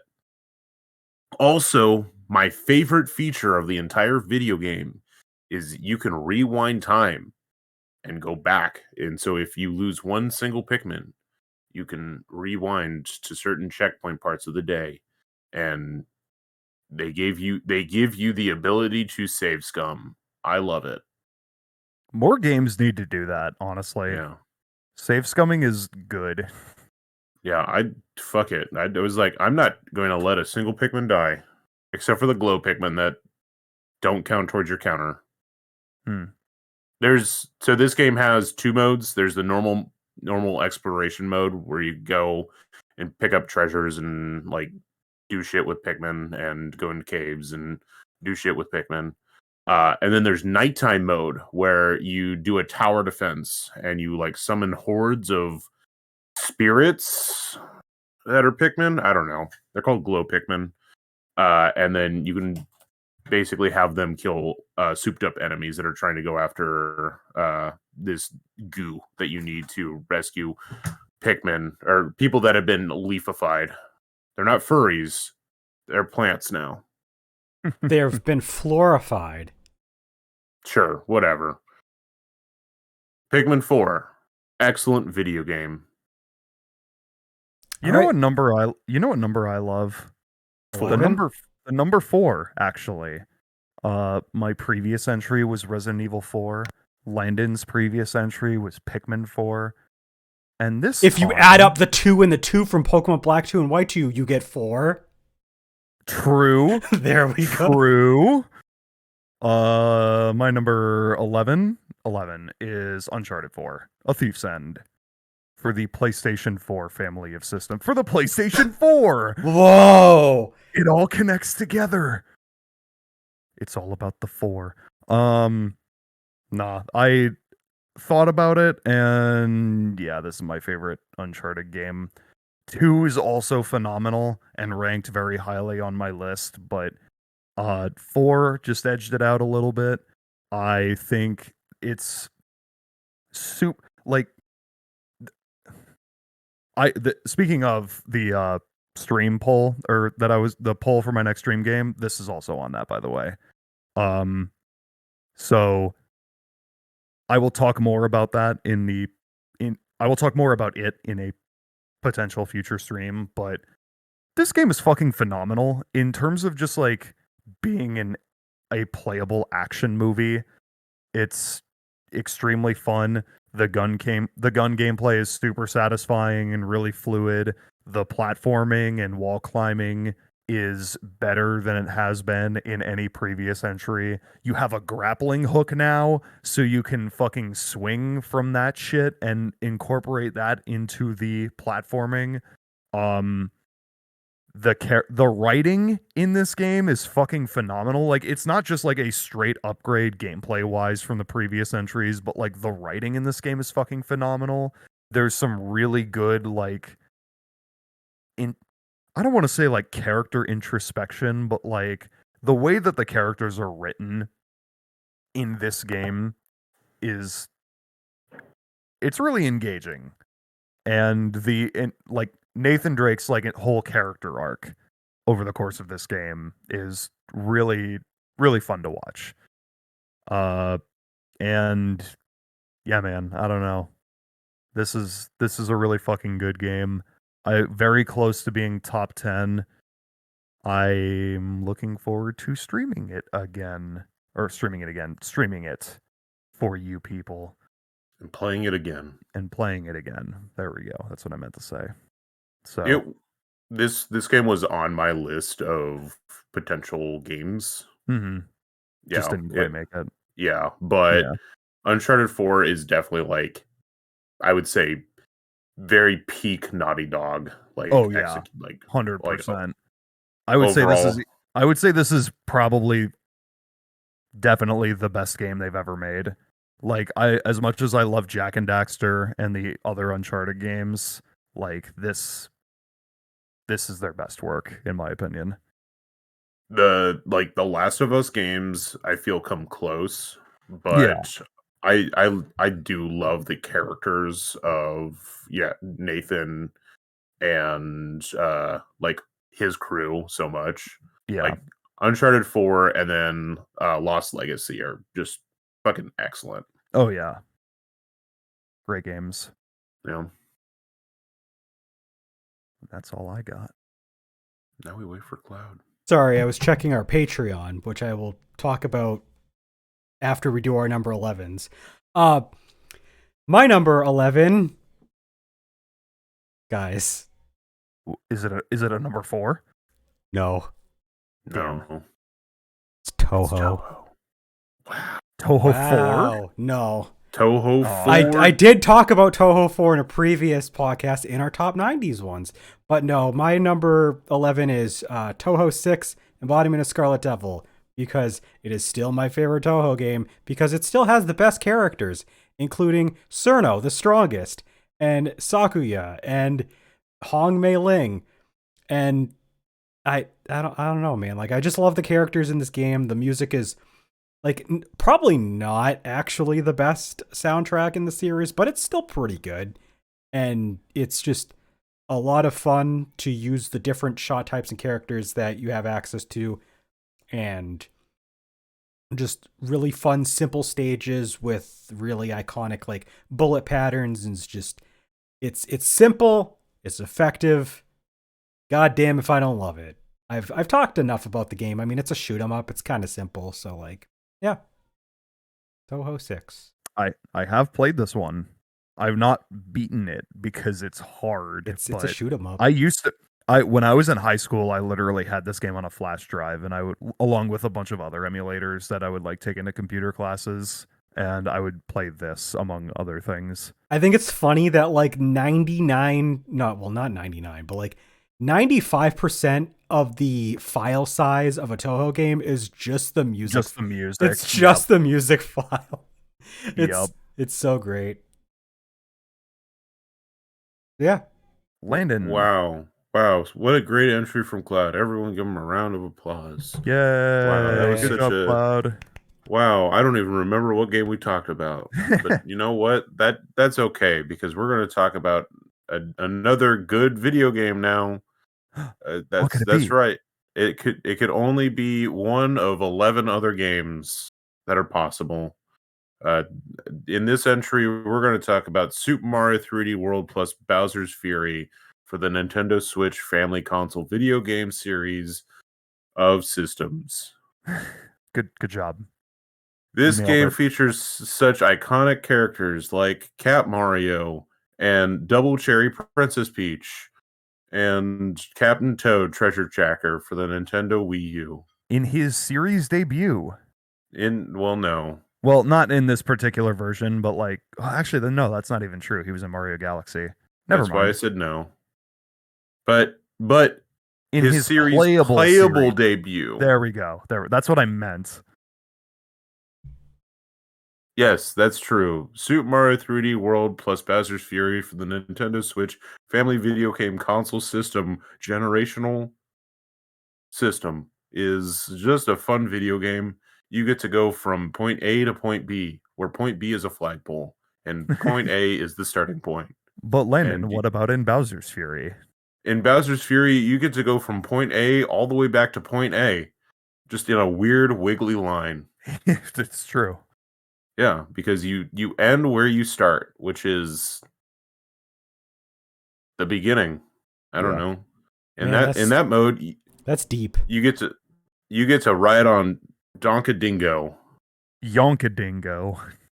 Well, this one, to be legally distinct, it is Donkadingo. Oh, okay. Because Yonkadingo is someone else's joke. Fair enough. And, we're not just a donkey regurgitation channel anymore. Yeah, we've grown up, Jack. Yeah. Wow. Yeah, Jack. What do you mean anymore? Were we ever that at a point in time? Yes. Yeah, yes. we would just say donkey jokes. Well, yeah. Yeah. That's not what all we the were. time. Most of the time. Like 85% of the time. And to you too. Anyway, Super Mario Galaxy is one of Jack's favorite video games, but I don't care. Okay. Back to you.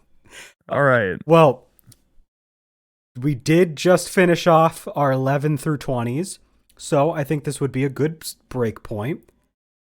If you guys would like to get up while I tell everybody about our social medias that you can access, we've got a Patreon. Patreon.com. I'm gonna go ruin my dinner. Yeah. Patreon.com/GamingStooges. $3 a month, as Jack was alluding to earlier, gets you perks such as being able to vote in polls to help decide what content we do. Do you want to have a say in what you're going to see from us? Then patreon.com, $3 a month will get you there. We also have a $6 tier where you get exclusive content, where there's new special videos that you can't see anywhere else. And we've got some really interesting stuff coming down the pipeline. I'm not going to spoil that yet, but we're doing another D&D style campaign, Pathfinder style campaign, but it's a little different. And Landon is hosting that, so that is going to be coming up. So you haven't subscribed, if you're not subscribed to the $6 tier, now might be the time to jump in.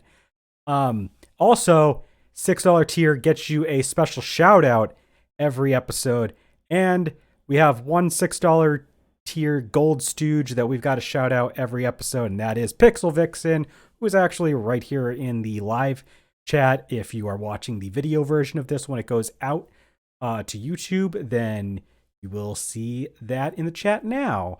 So thank you again, Pixel, and of course, yes, you are currently the only gold stooge tier patron, but we do appreciate all of our patrons.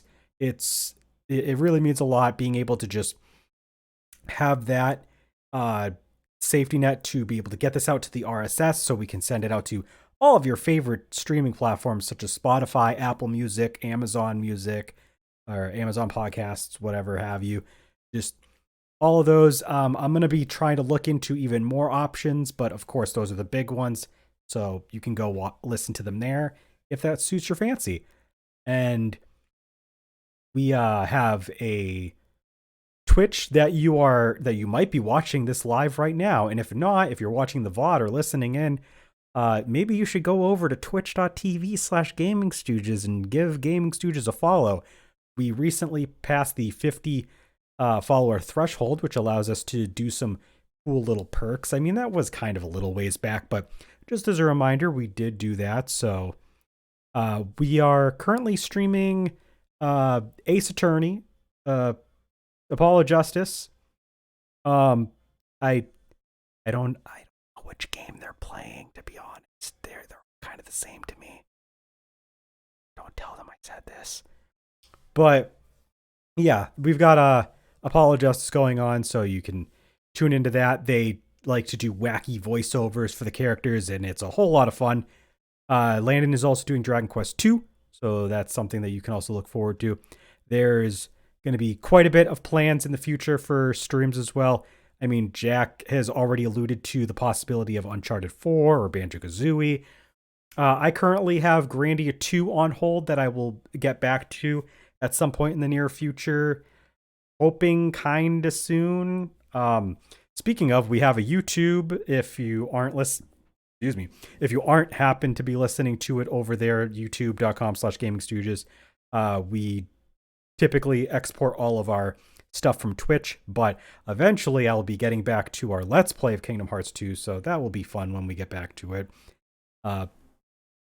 Yeah, I'm honestly just kind of trying to stall for time while Landon comes back, but you know, I mentioned the Patreon, I mentioned the YouTube, I mentioned the Spotify, I mentioned all that good stuff. So now that we've run through all that, we can probably jump back into our top 10s. So Did you spoil it? I didn't spoil it. Did you give them a little taste of what it is? The only thing I said was that it is similar to D&D and Pathfinder stuff. I didn't say anything else. Wow. That's it. So rude. I mean, if you want to spoil it, you can. You're the host of this one. I'm not going to do it, though. Well, all I'll say is get ready for May 1st at 12 a.m. Pacific time, because it'll be live. Oh, wow. You're putting it right up. It's already, like, I already have it set. Nice. It's done. Here you go. Yeah, and I'll give you 2 letters, and you have to do it everything after that. It's just DG.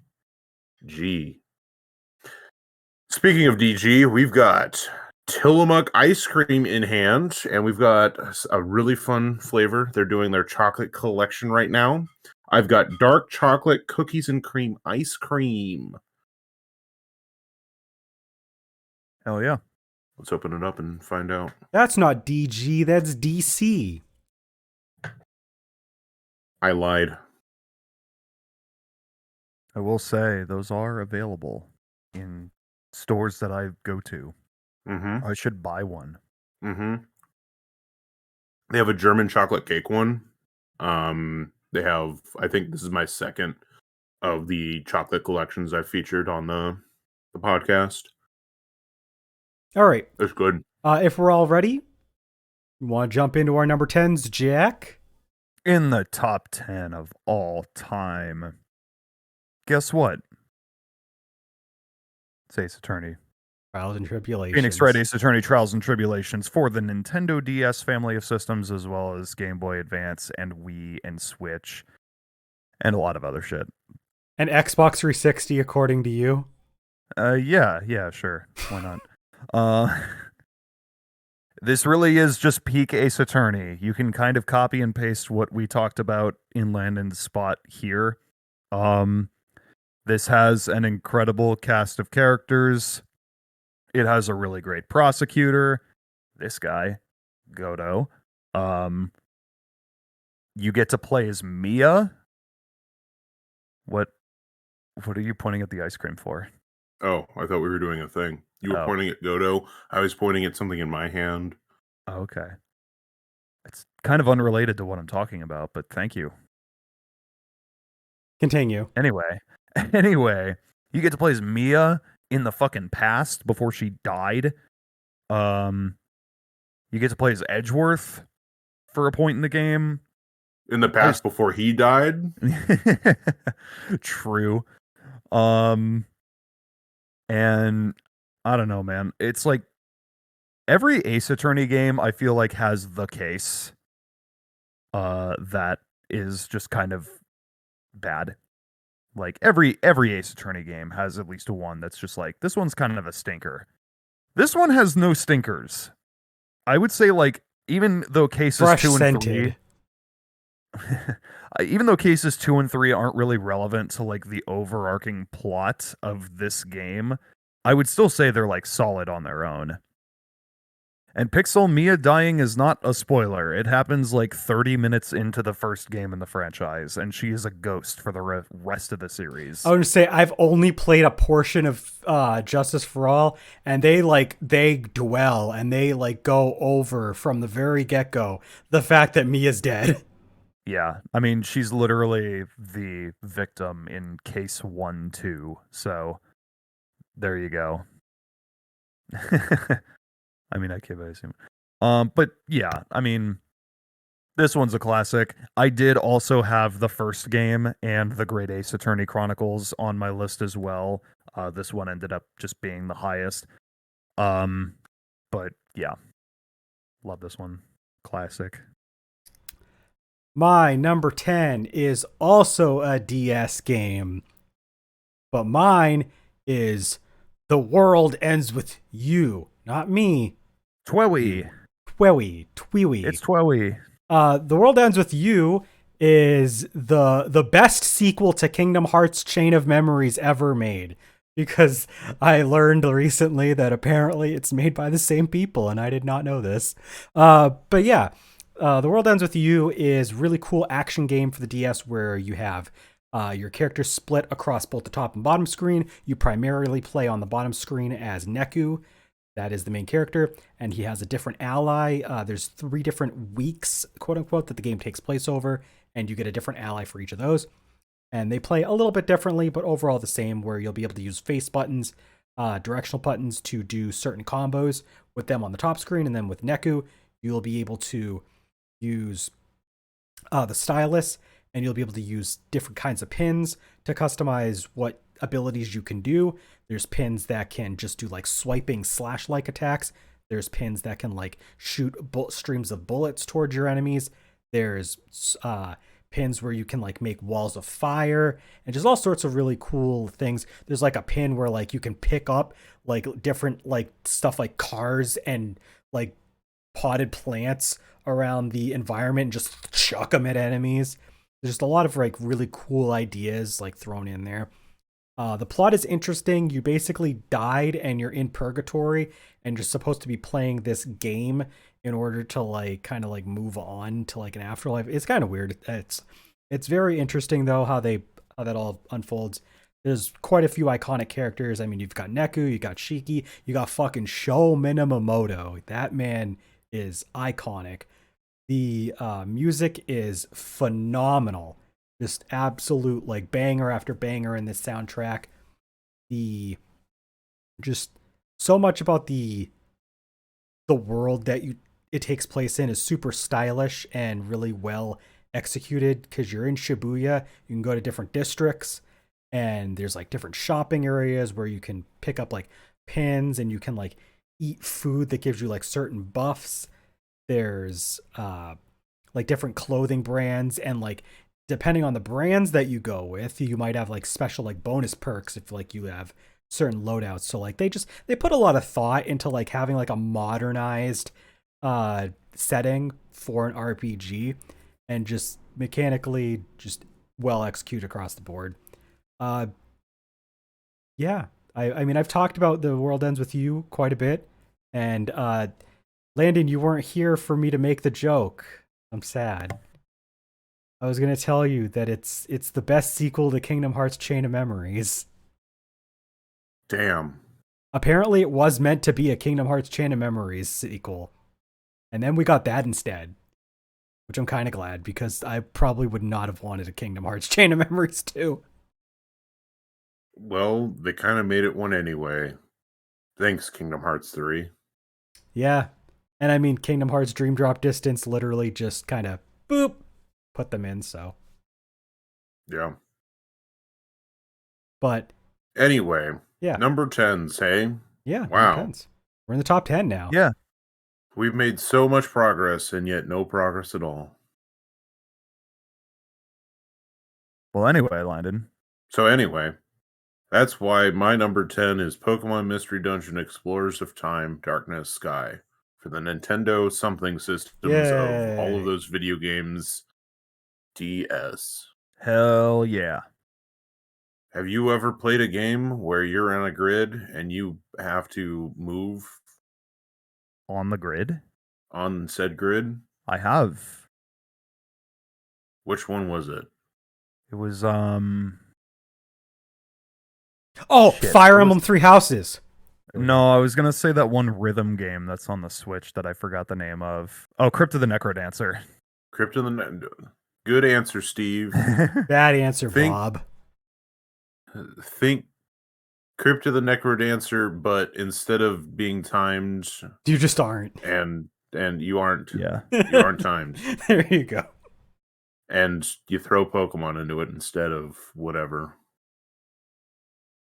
Is Have I that real? explained Is the that game really to how? you well Is enough? that really how you're explaining Pokemon Mystery Dungeon? I guess so. Anyway, Pokemon Mystery Dungeon. There's this really cool part of the game, and I think it's the main content where they give you a personality quiz and tell you what kind of Pokemon you are, and then you decide to choose a different Pokemon anyway because Yep. fuck that noise. Yeah, it's like, oh, you're a Meowth, and they're like, no, fuck, I'm not. No, I don't want to be. Thanks though. Try again. And then they have this whole bonus side content where you play as said Pokemon through a dungeon crawling RPG.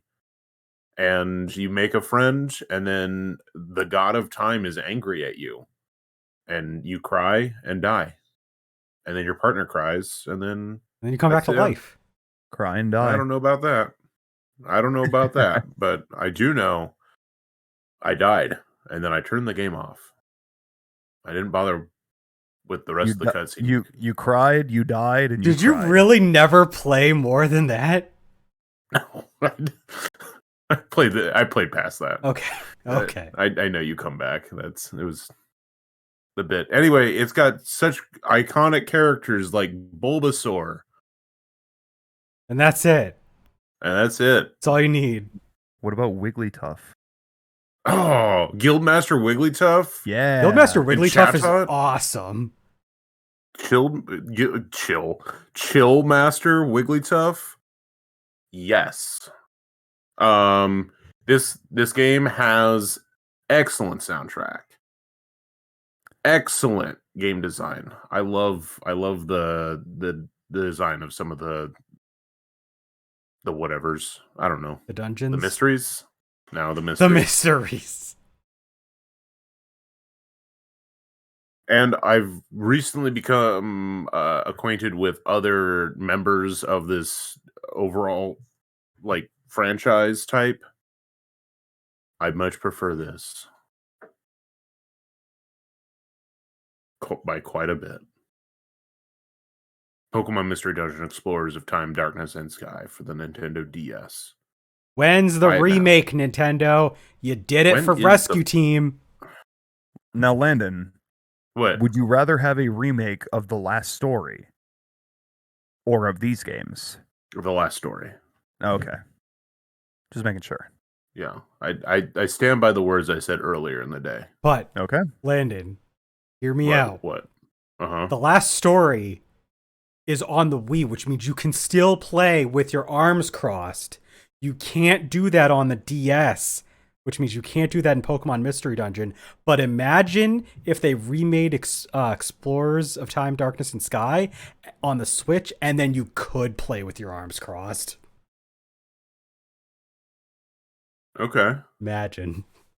I am imagining, and I still want a port of the last story. Damn, you're right. Okay. All right, let's move on to our number 9s. All right. My number 9 is Paper Mario. Number 9? 1,000-Year Door. Oh, It's the player's more- choice. Don't look at that. Wait a minute. He's not a real fan. He has a Don't look at player's that. choice version. Shut up. Shut up, man. I'm sure my copy is a player's choice too. You're not a real fan. You own a player choice version. You own a more affordable version of the game. How dare you? You paid less money and were smart about your finances. How dare you? He was a child at the time. He was not smart about his finances. I wasn't smart about shit, but yeah, I knew that this was cheap, and that's what's important. Paper Mario: The 1,000-Year Door is Paper Mario: The 1,000-Year Door is a fucking classic. This game has like slowly but surely creeped its way into my top 10 games of all time over like the past decade. You excited for the remake port? Oh No. god, yes. No? No. Oh, right. Oh, I was answering for Jack. See, I'm going to edit it because now he said no. At first, I was confused by Landon's rejection of your question, but then I remembered, oh, right, this is Landon, and oh, right, this is Paper Mario: The 1,000-Year Door. I'm not surprised. See, But there's a lot of words that are being cut out right now. It's just, are you excited for... No. All right, then. I guess that's all I need to say. Does that mean this entire segment is getting cut out? Do I need to say anything about this game? I don't know. I Landon would looked have to at my list. Landon would have to put an effort to actually cut audio, and sometimes I noticed when I listen back, I'll say something about cutting audio and it won't happen. So we'll see. You know what? Sometimes it's for the joke. True. Anyway, I do actually think don't have a player's choice version, so I guess I am being... I do think it's really funny how this turd. big fat bestseller sticker, like Mike Wazowski's Yoshi on the cover. It's true. I didn't even realize that. That's funny. Yeah. I think it's kind of silly that they have player's choice at the top and a bestseller thing. And bestseller on the But anyway, tell us about the game. It's really funny. Paper Mario: The 1,000-Year Door is a turn-based RPG where you play as Paper Mario and you have a variety of other characters such as Goombella, Koops, Bella. Yoshi, Captain Bobbery or Admiral Are Bobbery. you, excuse me. reading off of a list right now? No. Yes. I'm just imitating you. But no, it's a fucking strong cast of characters, great partners, great memorable chapters, really fun writing. You got the Bogley tree, you got Hawktail, the dragon. That was his name, right? I don't know. Fucking I never played the game. Hooktail, not Hawktail. Jesus Christ. I'm stupid. You got fucking the wrestling chapter. You got the fucking spooky town with the pigs chapter. You got the pirates chapter. there's all kinds of shit in this game. It's really fun. There you got badges, you got hammers, and you got items. I've talked about this game so many times. I'm on sure the this is going to be a running list. thing for our top 10 games. Yeah, a lot of these are going to be games that we've talked about a million times before, so it's hard to find new things to talk about, but this is a great game and I love it. Yeah. And that's pretty much all I need to say.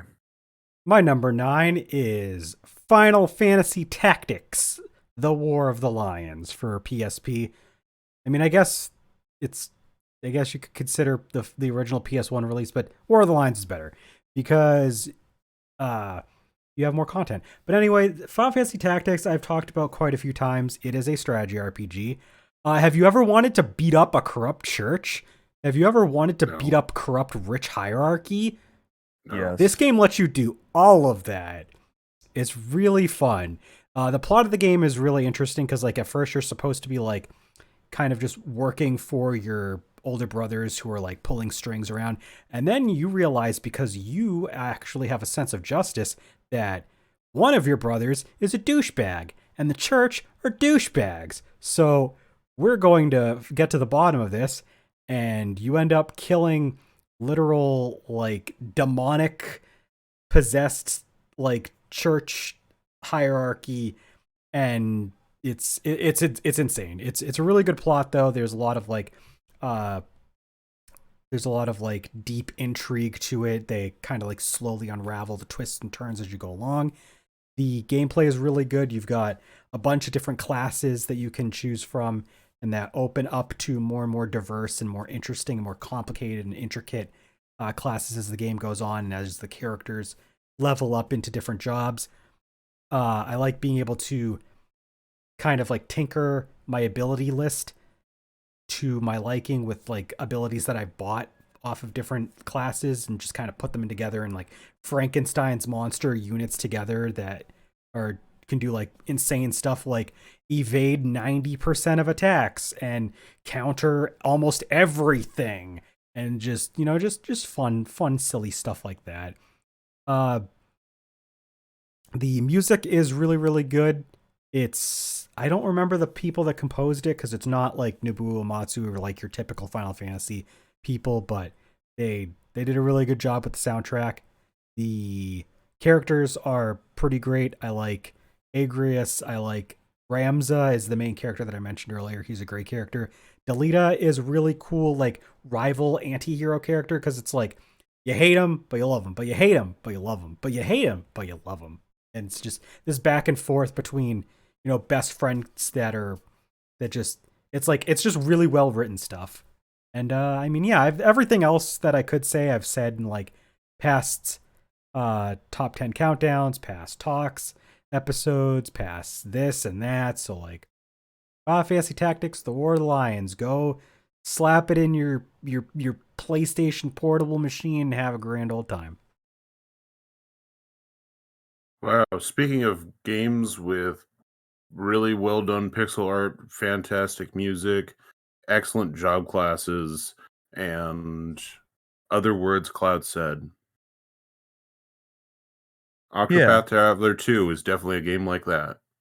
Wow. We're not here to talk about Octopath Traveler 2. We're here to talk about Mario Kart 8 Deluxe for the Nintendo God fucking Switch. damn it. Yeah.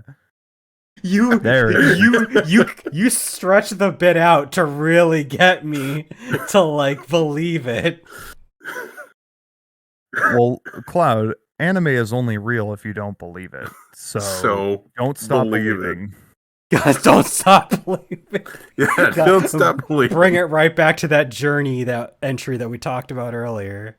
Yeah. God damn it. Remember that classic moment of this podcast?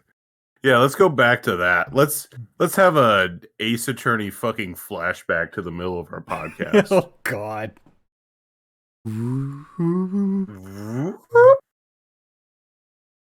But yeah, talk to us about Mario Kart 8 Deluxe then, Landon. Why?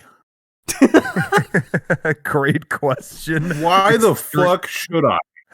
I love how aggressive that question was. That was really aggressive. It's Mario Kart 8 Deluxe for the Nintendo Switch. No, I'm not going to talk to you about it. Fuck you. You know what? Viewer? I'm going to talk to you about something else. I don't know what that something else is right now. I'm going to get there by the end of this rant. But I don't need to talk to you about this video game. You can go. Jack already talked about it. See, I don't even have to fucking. I don't even have to. You know what I am going to talk about? I'm going to. Landon's just a little mad because we did spend like half of our Mario Kart podcast just talking about Mario Kart 8. Oh, okay. It doesn't get skunked. Oh, good. So instead of talking about Mario Kart 8 Deluxe, I'm going to talk about alcohol beverages today. Yeah. Oh my god. It just felt like the mood needed something. Oh my goodness. How's it taste? What are you drinking, Landon? It's in Clyde Cider Company, Marion Berry. Family owned, crafted responsibly, gluten free. What? Nice. What Mario Kart track does it taste like? Good question. Super Nintendo Rainbow Road. There you go. That's all you The need. only track that they needed to have in the game, and they decided to throw in some bonus ones after that. About 95 of them after DLC. And on that note, let's move on to our number 7. You mean 8? 8? No, yeah, 8. We're gonna skip 8s. Wow. Oh, yeah, shit. Right. Number 8. My apologies. My number 8 is The Legend of Zelda: The Wind Waker. Yay! I don't have a physical copy of that. What the fuck? Wow, you're a fake fan. I am a fake fan. You're good. Landon's pulling it out Here. for me. Thank you, Landon. You want a second copy?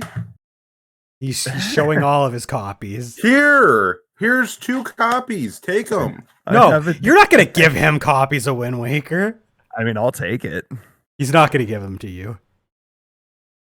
I don't currently own a GameCube copy of the game, and my copy on the Wii U is digital, so apologies. But hey, it's that game we just finished streaming last week. Go watch the Great Ace Attorney VODs. But yeah, The Wind Waker. It's my favorite Zelda game. We just talked about this on the Zelda podcast 2 weeks ago. Or not 2 weeks ago, 2 podcasts ago. That's 4 weeks ago. 4 weeks ago. I corrected myself. I know. Fucking what do you want me to say about the Wind Waker? It's got the Great Sea, it's got the King of Red Lions, you got Tetra, you got the pirates, you got Errol, you got Grandma, you got fucking what's his name? The guy that teaches you the moves. Orca, that's his name. I kept wanting to call him like Shark. Which is close. That's wrong. Yeah, I know. I knew it was like named after an aquatic creature. Oh! You got Beetle? You got fucking Beetle in this game. What more do you need? That's all you need. And then you have fucking... My god, I'm blanking on his name. Salvador. Yeah. Salvatore. Excuse me. Classic game. Combat is great. Visually, stunning. Dungeons, fantastic. Boss fights, memorable. Music, great. Exploring the Great Sea, satisfying. What more do you... that's all. I don't even have anything else to say about it. It's the Wind Waker. All right. Go watch the Greatest Attorney VODs. My number 8 is a game that is probably a contender for a game that's been on the most available platforms, right up there with Doom and Skyrim. Sonic the Hedgehog 2. It's on like everything. I literally listed like systems that like everything was on, and instead of putting like a system for Sonic 2, I just put many because it's really just on everything. If you go over to your microwave right now in your kitchen, you could probably play Sonic 2 on it. I mean, so, yeah. Slightly, might need to have a slightly more advanced microwave, but you know. You could probably play Sonic 2 on a TI-84 calculator if you're smart enough. Do you think a TI-84 has the blast processing for Sonic 2, Cloud? Sure. Yeah, Probably Sonic, has more blast processing than a Genesis convinced. did. Sonic the Hedgehog 2 is still my favorite Sonic game. We did do like a ranking of 2D Sonic games, and I put Sonic Mania at number 1. I still think it's the best, but this is top games of all time, and Sonic 2 is still my favorite. So that's the one I'm putting up here. Is this top favorite games of all time or Yeah. top best games of all time? I don't what- give a shit about top best games of all It's- time. This is top favorite games. It's whatever the fuck you decided you wanted your list to be. My list is some random games. Wow. 2024 edition. Oh, okay. See, there you go. So I'm sorry. Some random games. Oh wow. So 2024 edition. I mean, Oh wow. it's Sonic 2. Do I really need to talk about it? yes. It has a lot of fun zones. It has iconic characters such as Sonic the Hedgehog, Miles Tails Prower, Dr. Ivo Eggman Robotnik. There are iconic areas such as Chemical Plant Zone and Mystic Cave Zone and Oil Ocean and Emerald Hill. I can't believe they got away with putting the Bee Gees' Stayin' Alive as Chemical Plant's music, because that's literally just what it is. Yeah, I just wanted to mention that. I mean, it's Sonic 2. You've got all those iconic levels. I like that the later releases, like on the mobile port, on Sonic Origins, added Hidden Palace and just kind of touched a little bit of stuff up. I still prefer it over Sonic 3 and Knuckles and Sonic Mania just because I feel like it's just the right pace. It's kind of weird. It's like, it's not technically better than them, but it's the kind of game that, like, just because of the pacing for it, it's like, I just always want to pick this game up and go back and replay it over and over and over. And it introduced Super Sonic. So, thumbs up for that. Sonic 2. I didn't listen to a word you said, so I assume my choice won't interfere with that Probably not. statement that Cloud just made. Nope. But the actual best Sonic game ever is my number 7, and yes, that's right. You're skipping your number 8? Oh, We're still on number 8. Well, do you want to know what my number 7 is? Not yet. Not yet. Oh. We'll get there. I'm going to tell you. What if I told you anyway, and then when I went Okay. back to my number 8? I Okay. mean, we kind of already know what your number 7 probably is, then. What's my number 7? Sonic Triple Trouble. No, that's my number 8. My number 7 is actually Bitch Represents Runner 2 Future Legend of Rhythm Alien. What? Oh, okay. Wow. Anyway, talk about your number 8, Landon. Sonic Which Triple one was Trouble. that again? Sonic Triple Trouble for the Sega Game Gear. Oh, you know all those things that Cloud said about whatever game he talked about Disregard before all this? of it. Please disregard all of it.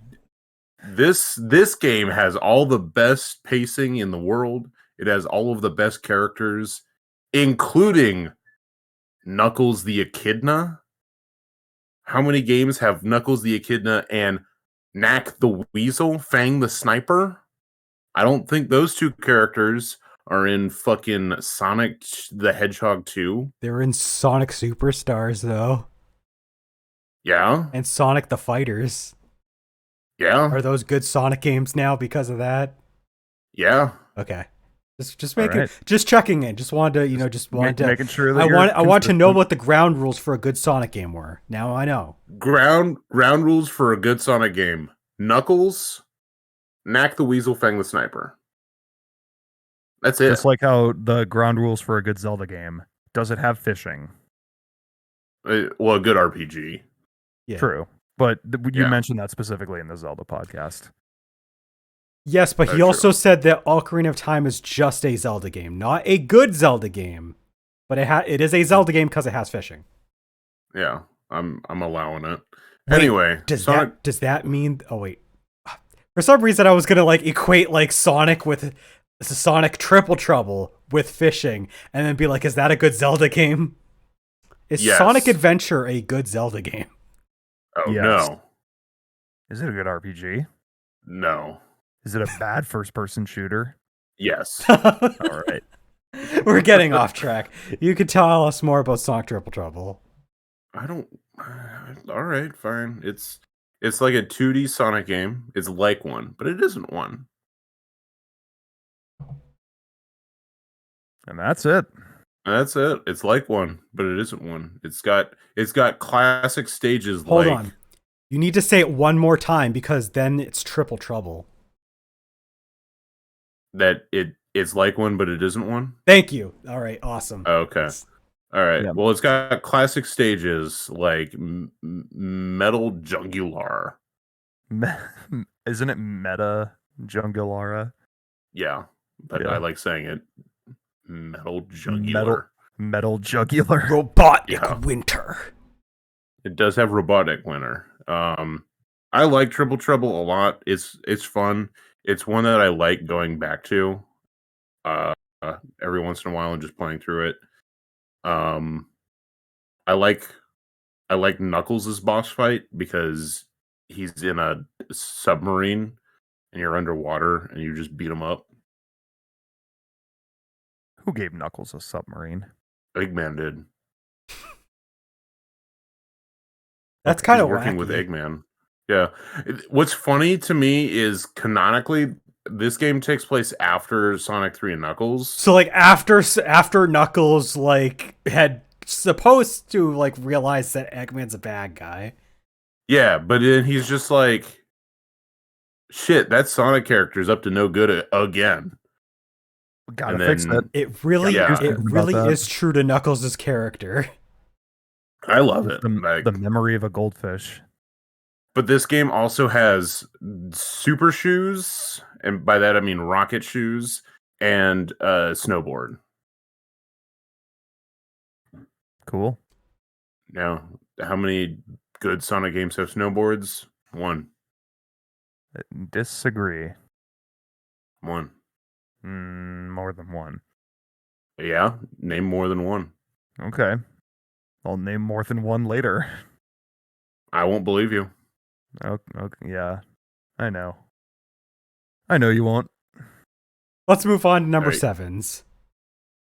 Hey, number 7 is a game that has not appeared at all on anyone's list up to this point Oh yeah? in any capacity.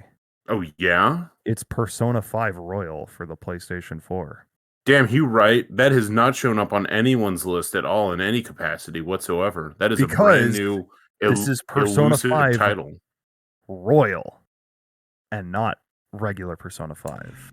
So See, in that's other how you know, words, 'cause it- 'cause you're it- just 'cause it has this character. you're just hitting us with the actually this is a different game because they released it with a different title and there's a new character in it and it's not the same game. To be fair, they add like over 20 hours of content to this game. It's crazy how much they add to this one. They made an already very long game even longer, and I think that's pretty funny. Didn't they also rework the metaverse? Yes, a little bit. All of the dungeons are kind of like, I wouldn't say laid out differently. Like they definitely like adjusted some shit compared to the original. I don't know. It's been a minute since I've played vanilla Persona 5, so I couldn't really say 100% for sure. But hey, Persona 5 Royal is everything that Persona 5 vanilla did, but they made it, I wouldn't even necessarily say they made it better. They just added more, which is good. It's more Persona 5. I love It's Persona sexier. 5. You can It just is say it. It's sexier. sexier. There you go. It's sexier. But no, I mean, like, you know, Persona 5. Great gameplay. Great story. Love the characters. The writing is fun.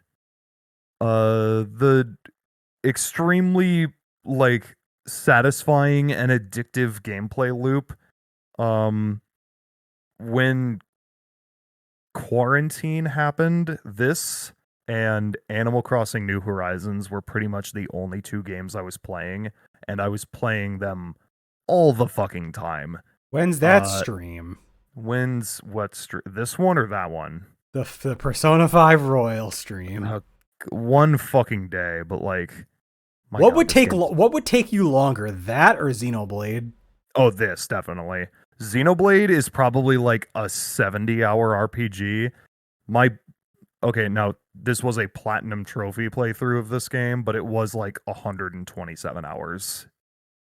It was like at least 120, somewhere between 120 and 130. But like, this game is long as fuck. This would definitely take longer than Xenoblade. But maybe if I like plowed through it and tried to like skip all the dialogue, which I wouldn't necessarily do if it was a stream, but one day. Al says he thinks his plat was at around 115 hours. Yeah, that's about right. Yeah.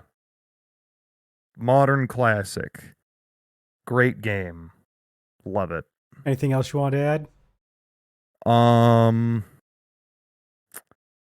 Happy birthday, Makoto. Happy birthday, Makoto. Thanks, Queen. My number 7 is I don't know what this game is. Like, you guys talked about it. It was something about like a Hello Kitty kart cruiser, right? Something like that. Kirby Planet Robobot. Yeah. Ace Attorney Trials and Tribulations. Yeah. Yeah. No, it's Mario Kart 8 Deluxe again.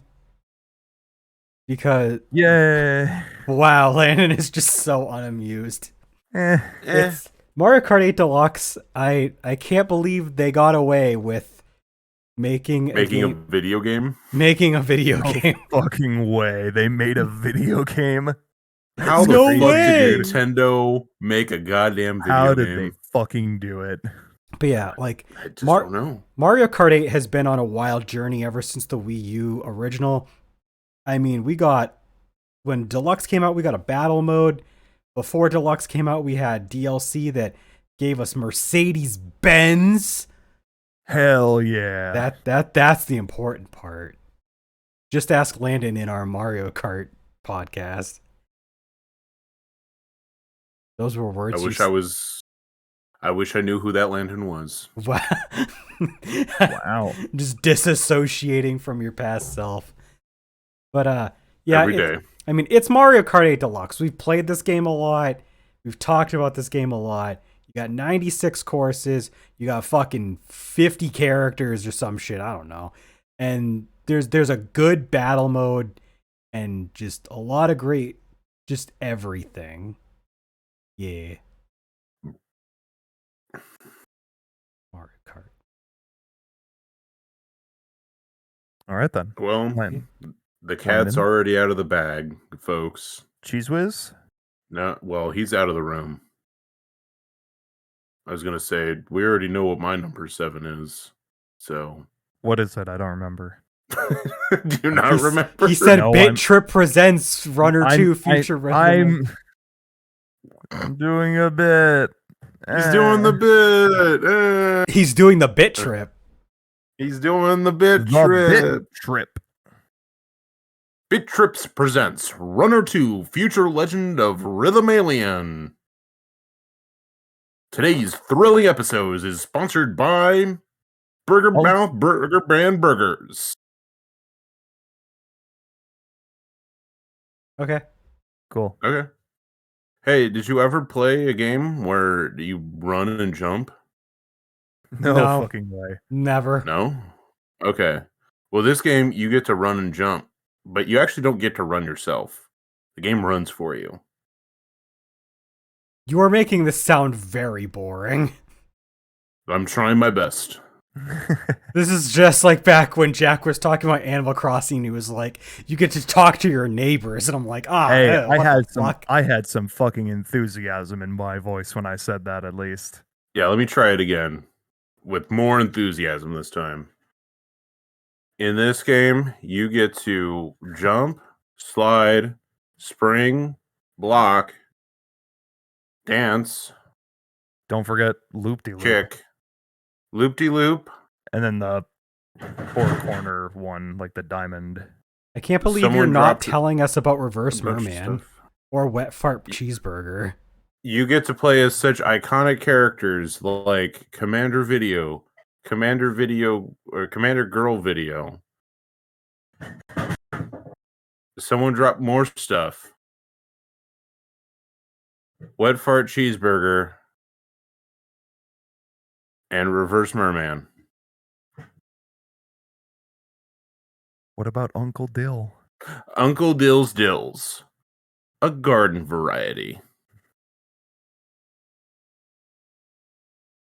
Anyway, I love this game. It has great music. It has great mechanics. It has really well-paced level difficulty. And Oh, so not I like the love- first game. Yes. Unlike the first game, it's good. Wow. Damn. Well, Um it tracks because Now- this is on your list and that one isn't. Yeah. Now, longtime viewers, folks at home might know I love Bitch Rip Void, and you'll notice something I said at the top. A Bitch Rip Void is surprisingly not going to be on my list. It's sad. It's true. I decided Runner 2 might be the video game. But that's mostly because I couldn't I decided I wasn't going to be a cheap ass and just put the Bitch Rip Complete collection. Would you say that it is the Commander video game? I wouldn't say that, but if you want to say that, I'll let you. Sure. Thanks. But Runner 2 is a lot of fun. I love it. It I'm can doing a make- replay because they just put it on the Switch. And I'm in the Mounting Sads and doing my Triple Perfect Plus run for the Nintendo Switch version. It's great. I'm loving it. I was going to say it can make or break whether a system is failed or not. It's true. It is one of the few guidelines that I go by. If a system is good or bad. And for the longest time, the Switch was a failed system. Until it wasn't. When Yeah, Runner 2. well, Bless yeah. the shop. So there we go. Runner Alright. 2, There we Future go. Legend of Rhythm Alien. Go buy it now for $10 on the Nintendo Switch. It's $10 on the Switch eShop. Go buy it. Wow. It's such a What are good you doing? game. I Don't didn't listen to realize it us. was only $10. It's Oh, yeah. $10. $10 US dollars. US dollars. And it's a pretty chunky game. It's I was gonna say, that is. it like, takes you don't a even- while to We did a complete. Let's Play. There's a lot of content there. Even if you don't, you can just normal run it. You don't have to get pluses at the end. You don't Yeah. have to get double pluses. You don't have to get triple pluses. You don't have to get perfect pluses.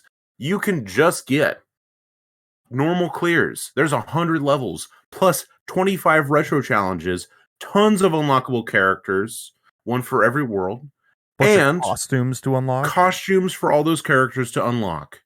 My God, what are you doing? Stop listening to us right now. Actually, please continue to listen to us. We got to Oops. move on to our number Yeah, because it's 6s my at turn. that. Yeah. But anyway, we're just going to skip the rest of the list. We're just going to talk about Runner 2 Future Legend Rhythm Alien for the rest of the podcast.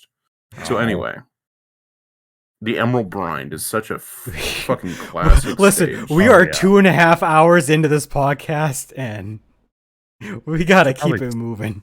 Should probably speed it up a little. Maybe. just a So little then bit. we should talk about the super nature now, then, is what you're saying. Yeah. I got some Yeah. super nature for you. Fucking Bigfoot shows up there. Jack, Yeah. Jack, please tell us your number 6. My number 6 is Pokemon Emerald. Oh. Yeah. Pokemon Emerald version for the Game Boy Advance system of families. Video game franchises. Video game franchises. You could also include Ruby and Sapphire in this spot as well if you want, but Emerald is the best version of those trio of games. Ruby, Sapphire, and Emerald. Oh hell yeah. I'm jealous of those actually. I don't have Ruby and Sapphire anymore. I got all Hey, 3. Jack. Hey, What if we go to his place next year and just steal his stuff? Dude, I would be was so thinking the same fucking thing. upset. We If- would leave a note that says IOU. Thanks. That Okay, wouldn't bye. make me any less Okay, upset. Exactly. No way. But anyway, Pokemon Emerald version. This is like, if it's not Sonic Adventure 2 Battle, which does not appear on my list, this is like The my childhood game of all time. I spent countless hours playing this generation of games back in the day.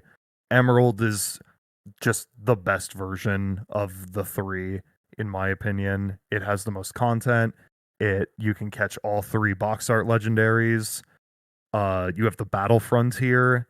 Pokemon. It's the Yeah, Battle Battle Frontier. Pokemon, be the Be best, the best you can and be find your and find your destiny. destiny. It's It's the the master master plan. plan. The The power's in your hand. hand. Pokemon. I think it probably would have been better if you just sang the Battle Frontier opening and just that would have been it. Didn't have to say anything else. That's all I gotta say. Go watch the Great Ace Attorney VODs. Go watch the Great Ace Attorney VODs. Hey, speaking of the Patreon poll that I was talking about, this will appear in the Patreon poll as a Kaizo. I will. Kaizo? Or no, As a sorry, not Kaizo? not Kaizo. Nuzlocke. Jesus. Oh, Oh, I don't care. okay. I don't I'm not care. touching. I'm not touching Kaizo Emerald. Fuck that. I fucked up my words. As a Nuzlocke, excuse me. You just hyped everybody up and now you just let us down. I'm sorry. I'm not. I listen. I've never even completed a Nuzlocke. I'm not doing Emerald Kaizo right to start. As a Kaizo Nuzlocke. Emerald Nuzlocke. When? Listen, they both have Z's in their names. My brain messed them up. Fuck it. This is a classic. I've been saying that about all these games, but like this is the true classic. Fantastic region. Love all the new Pokemon. Love the music. Love the fucking music. The characters are fun. It has a fun story. The Team Aqua and Team Magma, they're goofy and they're fun. They're fun to fight. Just a really good journey adventure that you go on, exploring the region, soaking it all in. It's great. I love it. And that's all.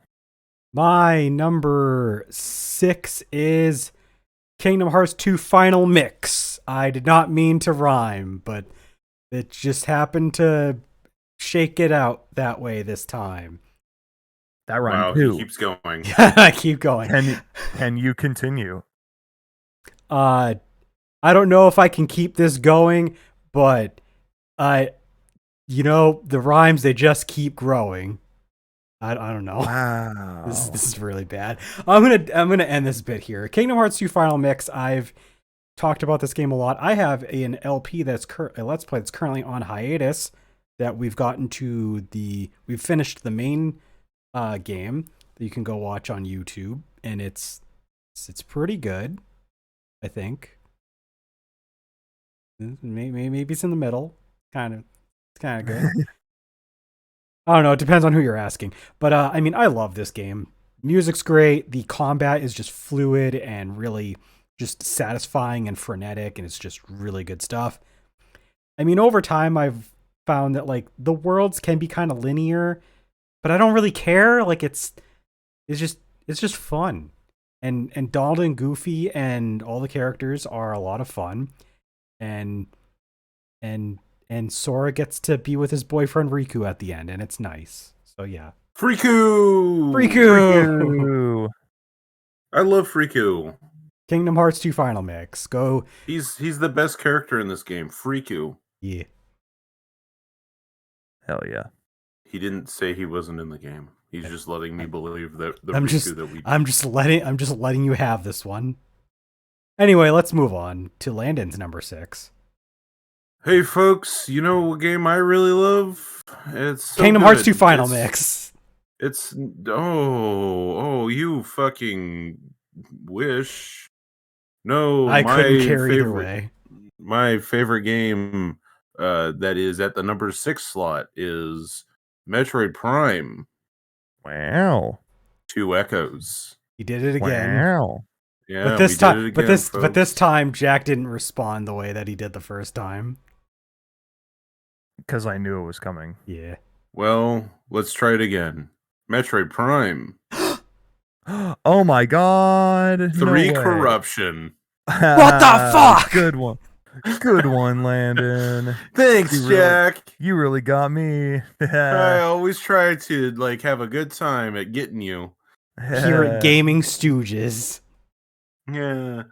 Yeah. Yeah. Yeah. yeah, yeah. Anyway. Yeah. Anyway, hey, have you ever played a game? No. Well, I've got the perfect one for you to start with. Whoa. It's a game about Samus Aran, bounty hunter extraordinaire, and Explored in there. extraordinaire. She does the thing Explode where in air. he explodes all over. I would say that's accurate, actually.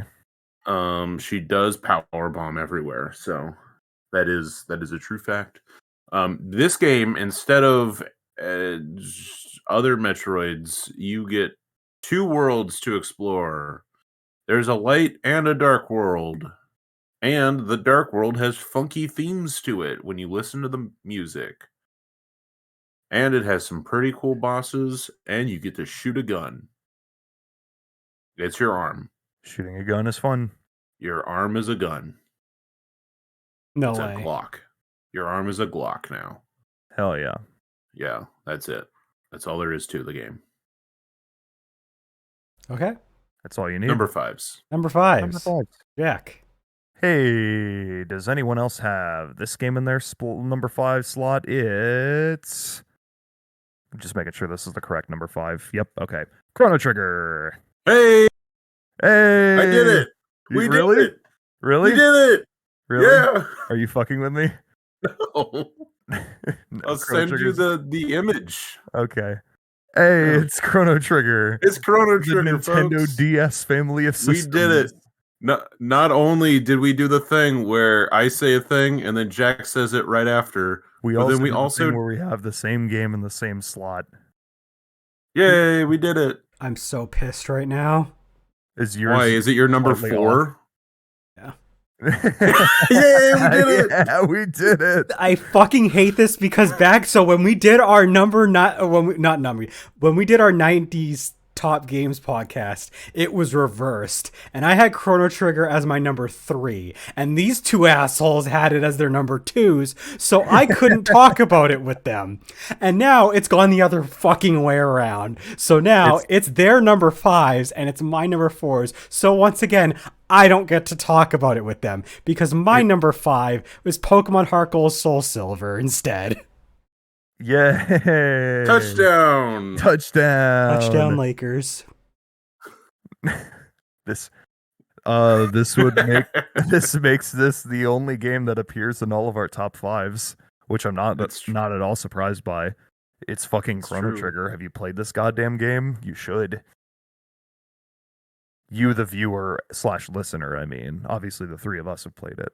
I've never played it. Oh, really? It's Still weird that you would put it so high on your top games list. I'm so goddamn pissed right now. It's on my radar actually, so I just thought I'd throw it up at number 5. Just Oh, okay, just yeah. because. You were just like assuming it would be your number Yeah. 5 game of all time. Yeah. Fun fact: I did not include this game in my original 2014 edition of this list. That's insane. Not because I hadn't played it at that point, but You just because I forgot it. I forgot about it. That's insane. I mean, if it makes you feel any better, when we did our top games of the 2010s, I forgot to include Kirby Planet Robobot, which absolutely should have been on there. Wow. I We're know. gonna beat him up after this. I know. All right. Well, All anyway. right, Cloud. What's your number 5? My number 5 Skipping is Chrono Trigger. Pokemon listen. Hirt Gold and Soul Silver. Listen, you talk about that right now, and then we'll Then all we talk can- about Chrono Trigger. All right. My number 5 is Pokemon Heart Gold Soul Silver because it's the best Pokemon game. And if you don't think that, fuck you. It is. I'm kidding. I don't believe that. Okay. What? But okay. Anyway, Pokemon Heart Gold Soul Silver has just a ton of content. You've got both the Johto and Kanto regions. You've got rematches with all the gym leaders. Yes, all of them. You got a battle frontier. You've got a customizable safari zone. You've got the Pokeathlon where Diglett does not jump because Diglett does not jump, and that's important. You got the national park where you can do bug catching contests.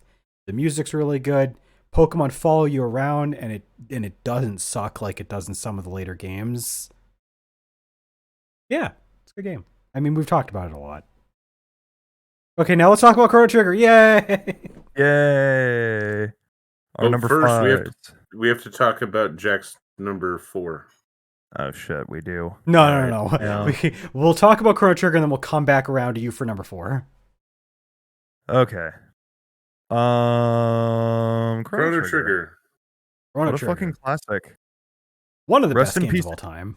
Rest in peace, Akira Toriyama. Yeah. What a fucking one of the coolest box arts of all time. Like so fucking sick. Fine. What a classic JRPG. Like, and anyone who has played this game would tell you that looks like good food. What you got there? That's not what people would tell you if they played Chrono Trigger. It's all over my lap now. That's where it is. Oh shit. Well, have fun cleaning that up while I talk about Chrono Trigger. Shit, dude. It's Chrono Trigger. Classic Yeah. Chrono Trigger. Classic game. You got great characters, great setting, great music, Great multiple settings because Yeah. you fucking time travel. and it's good. Yeah. Really It's good.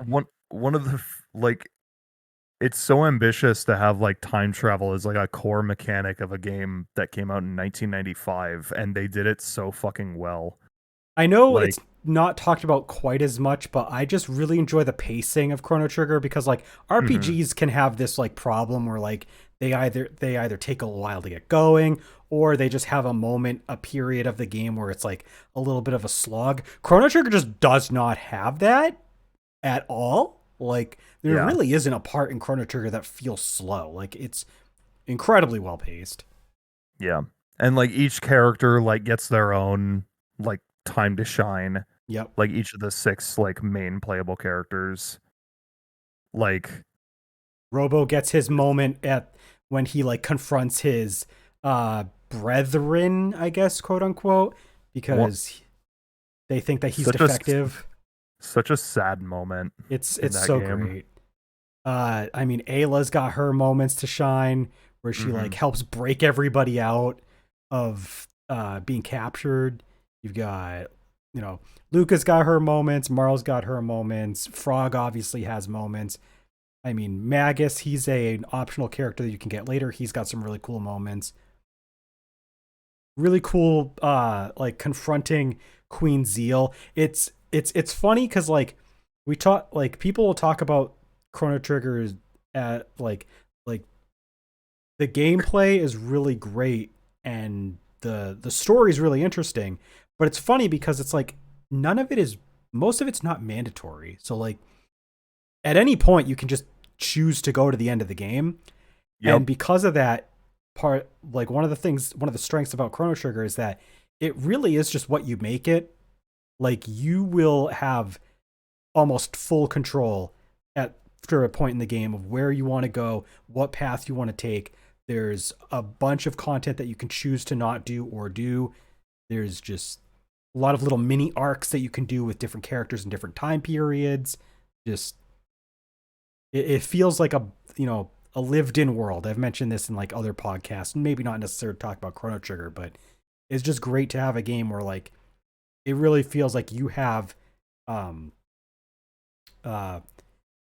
agency over the experience, and it feels like you're actually part of it rather than just kind of steering the ship. Great game. Landon, do you So- have any words to add? Yes, two parts I like. I love the festival opening. Oh yeah, Like, it is a great like opening sequence, one of the like to best. introduce the whole game. Chrono waking up and then going into the festival, meeting his friends, and then the whole bit that sets off the whole game. And then I love the trial section. Yeah, That's a fun part. that's another thing that you have control over. Like you can make it so that like they, depending on what you do, like maybe they'll find you guilty, maybe they won't find you guilty. I mean, you're gonna get locked up either way, but you get control over what they say about it. Yeah, some of your actions by that point actually reflect what the game says, which is cool. Like So yeah, Chrono Trigger. it's so genius. Like just the small things that that game does, like whether or not you walk forward or let Marl bump into you is literally a factor in the trial. Like that's insane that they went to that length to think about that. I do love the combat as well. Like the combat system in this game is great. The three-party structure where you have like the combo attacks. And I mentioned I feel like it works really well. yeah, I alluded to that system when I was talking about Phantasy Star 4. Unlike Phantasy Star 4, where it's kind of vague and just kind of tacked on, like Chrono Trigger really makes it a point to make your characters work together and not just be separate party members. Like, I mean, yeah, you have party systems where like some character might be buffing the others, but like, no, your characters are really directly doing things together to affect their moves. And that's just really cool, the combinations you can get out of that. Yeah. And then Yeah. it has one of my favorite endings in a video game where you go to the dev room and talk to the devs. There's a bunch of really good Yeah. endings. The DS version adds a bunch of extra content, which is really good stuff. You can raise your own monster in that version. The best Pokemon game. It is there it is. Best Pokemon Not game. only is it the best Final Fantasy, It's the best Pokemon. There you go.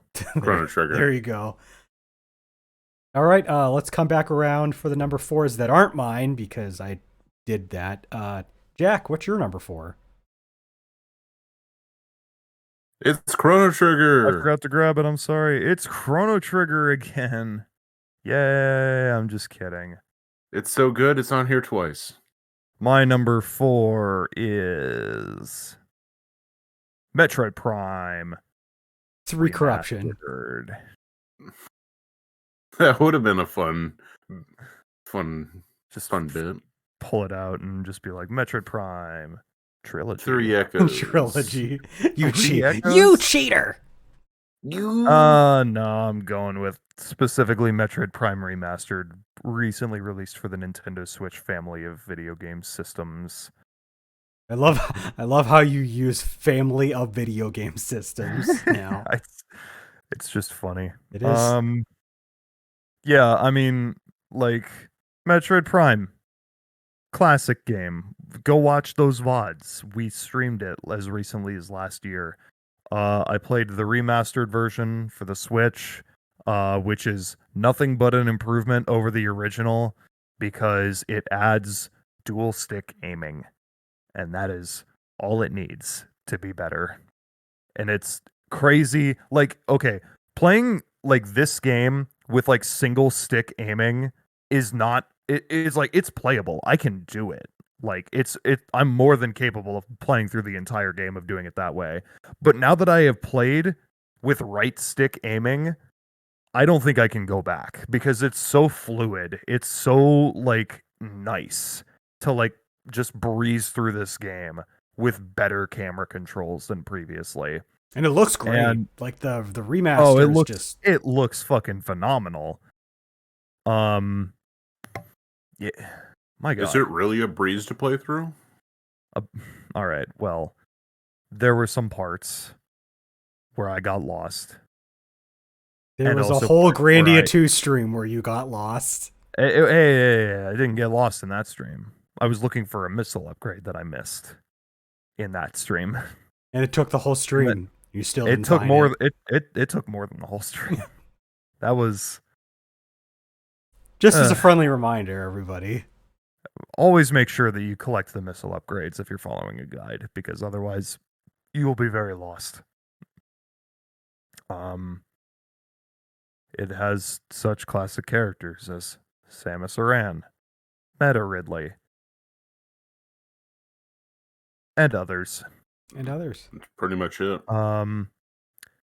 Love all of the locations, love the music, atmosphere in this game is incredible.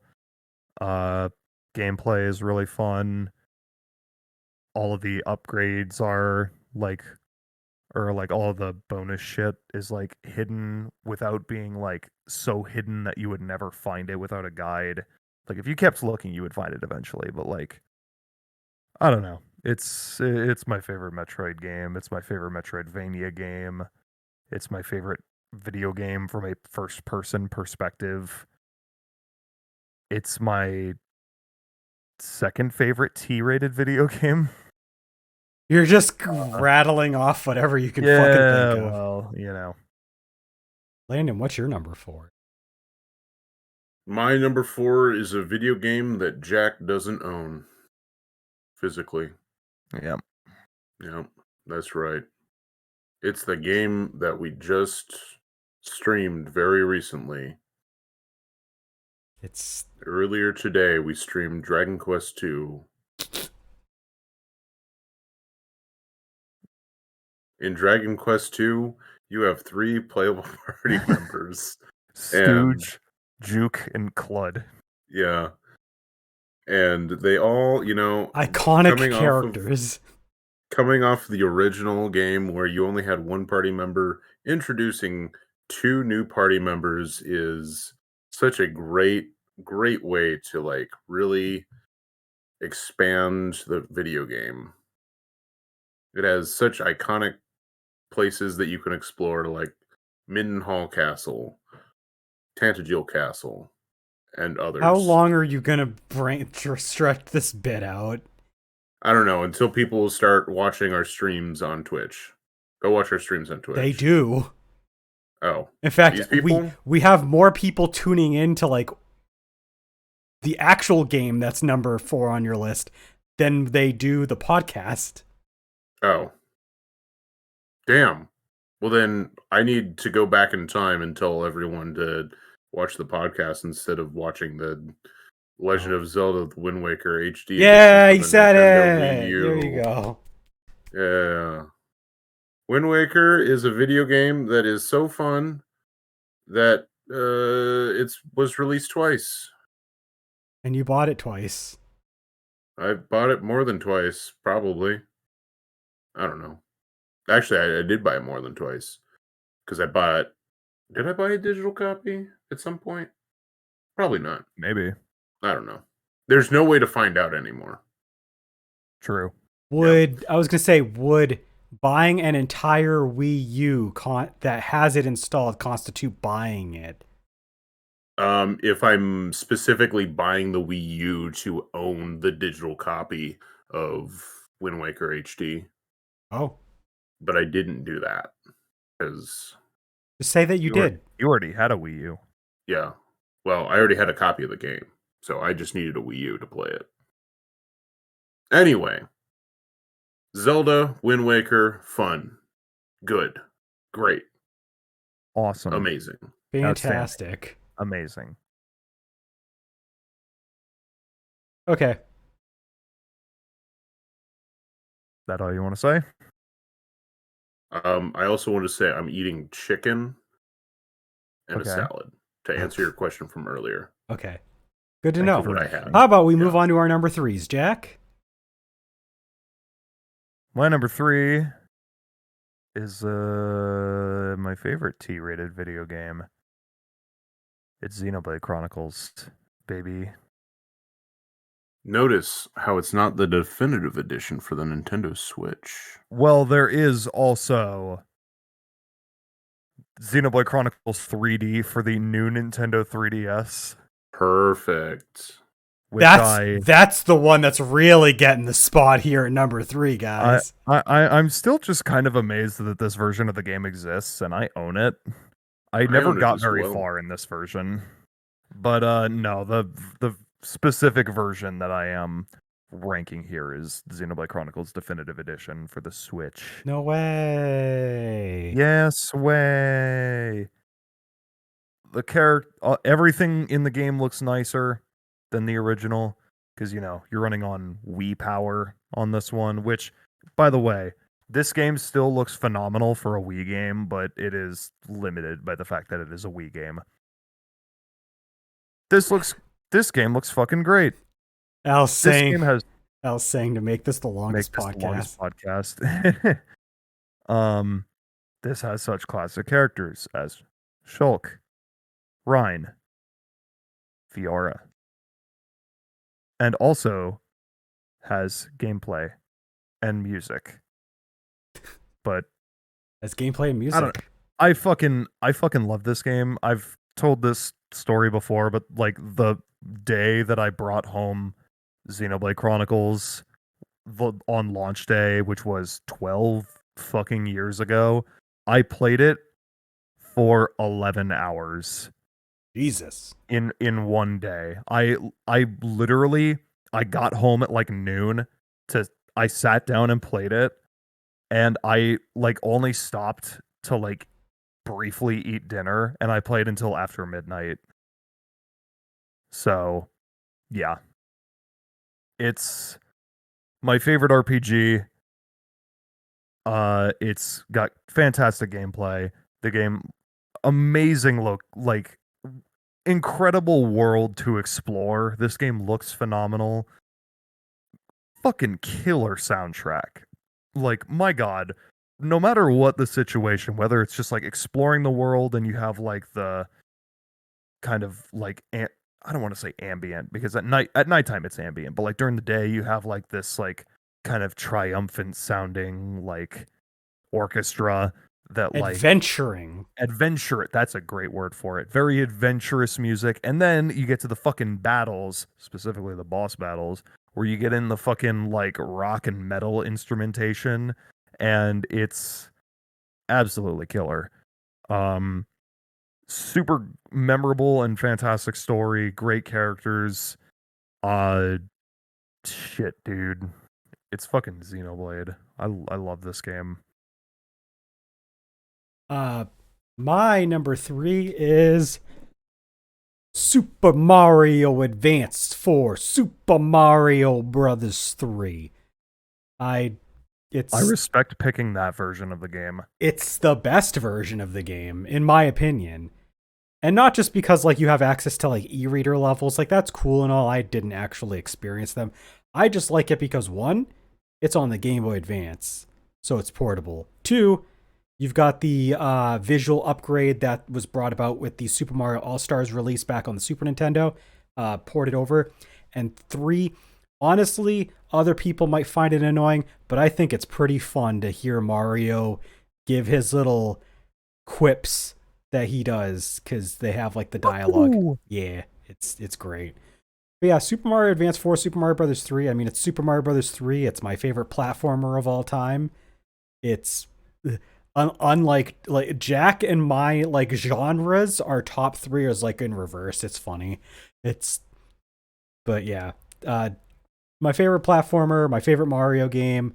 It's got tons and tons of levels. It's got, all of your Mario staple stuff. The power-ups that you have access to are really great.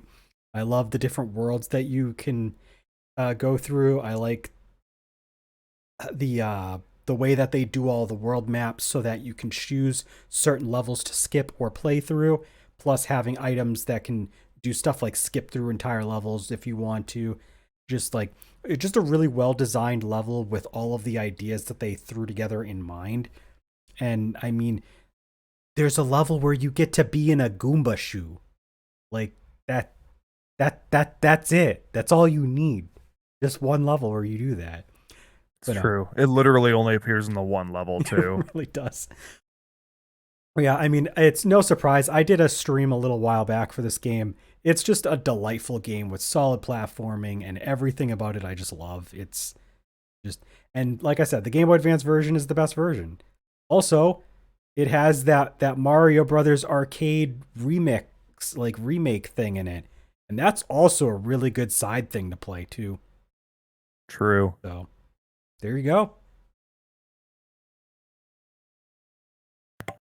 Hi, I'm Landon. My number 3 is Pokemon Soul Silver version for the Nintendo DS.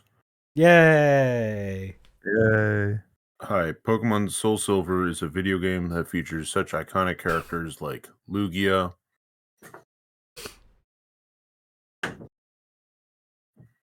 That's and it. Shuckle. Okay. Lugia and Shuckle. All you go. need. That's all you need. Also, my number 3 is Pokemon Silver version for the Game Boy family system of Game Boys. Hey, wait a minute. Whoa, I did it. I said both of them. I don't care. What? Shut up. I like both of them for different reasons, but I actually put Soul Silver in my thingy, so that's the thing. But they were actually right next to each other when I did the sorter. It was literally Soul Silver and then Silver version. So, yeah. Just roll them into one. Yeah. That's it. I'm not going to talk about it. Number Move on. 2s.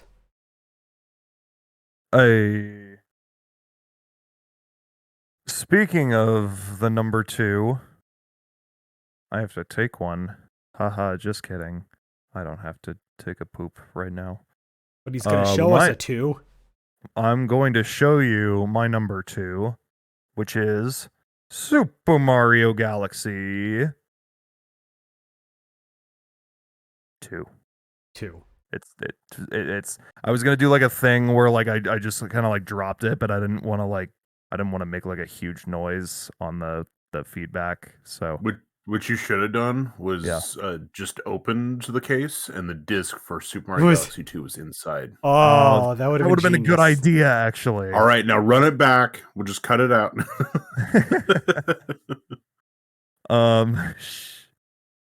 Super Mario Galaxy 2. I didn't forget. I did this with Super Mario Galaxy 1 because this is like I see these two games as just about equals. If you forced me to choose between the two of them, which I am doing, I would pick the second one. I think overall level design wise, it is stronger. It has better power-ups. You have Yoshi. Look at that. It's fucking Yoshi in this video game. He's on the cover even. I mean, I could really pick either of them. Like, maybe on a different day I would pick the first one, but like I think overall the second game is stronger. I kind of like how, I don't want to say streamlined, but like getting from level to level is a bit easier. There is less of a hub world to explore, which is a downgrade from this one, but Galaxy 2 is just a fucking joy to play. There's never a moment when I'm playing this game and I'm not like, I don't have a big dumb grin on my face, which was what it was like when I did my Let's Play of Mario Galaxy 1 for the channel as well. But like, this game is just so fun and so well designed and has fantastic music. Like, this is peak, like as a fan of 3D platformers, this is like peak 3D platformer in my opinion. And that's all I really got to say. And there's no re-release on the Switch, unfortunately. I fucking wish, Al. I really do. Galaxy 2 for Switch soon, please. My number 2 is Landon's least favorite game of all time. Whenever he takes a shit, he wipes his ass with a copy of this game. Whenever he eats and he wants to eat on the opposite of fine china, he eats on a copy of this game. Whenever Landon wants to just throw a frisbee around and just kind of have a nice day outside, he's throwing copies of this game, probably into the nearest like wall to break it into a million pieces. Is it 3 frisbees? It is 3 frisbees actually, so it gives him 3 times the enjoyment. It's Final Fantasy VII. Yay! Yay. Final Fantasy VII Remake Rebirth. Yay! No, just the original. Oh. Final Fantasy VII for the PS1, and then later released on Steam and PS4 and Switch and Xbox. The original Final Fantasy VII is still one of my favorite games. Still my favorite turn-based RPG ever. The graphics. Jack, do you want to say the line? The graphics. Haven't aged the best. Yay! We got him to say it once every podcast. Got to do it. But yeah, no, the outside of the graphics not aging very well though. I mean, everything else still holds up. I still like the story. It being like originally basically like supposed eco-terrorists are actually trying to stand up to corrupt political organization or corrupt government organization that like is basically like a government that's also a business and trying to fight back against them. And then it turns out that you're also trying to fight against this psychotic man that thinks he's the descendant of a space god. And that's the gist of Final Fantasy VII. Yep. It's so weird that you would talk about the Bible game like that. I know, right? The classic Bible game. The for Bible PS2. game. Where Yeah. you fight Jesus Christ. Exactly. But yeah, I mean, I've talked enough about Final Fantasy VII, so I mean, I'm not even going to bother saying anything else. Is the Bible game your number 2, Landon? Oh boy, howdy, you know that it sure is a video game. Yeah. And that's that. Yeah. Yeah. That is a The video Bible game. game All is right. definitely a video game. No, in fact, my number 2 is also a number 2 in this broken segment of 2s. That's right. It's another long one. Oh boy. Do it. You got this. You man. got this. believe in you. Yeah, you can say it. Why? Why would I do this to myself? Lennon, it's one of your favorite video game franchises. You can do it. All right. My number 2 is The Legend of Heroes Trails of Cold Steel 2 for the PlayStation family of video Nintendo Switch. Good job. Good. You nailed it. Good job. Good I job, did it. Landon. It features such iconic characters like Reen Schwarzer, Kranich the Hedgehog. Granite the Hedgehog, and Olivier. Hell yeah. Is he in this one? Yeah, he's in this one. Oh, hell yeah. Yeah. No wonder. And Sarah Valentine. Shoutouts to Sarah Valentine, one of my favorite Trails characters. Also, shout out to Olivier, one of my favorite Trails characters.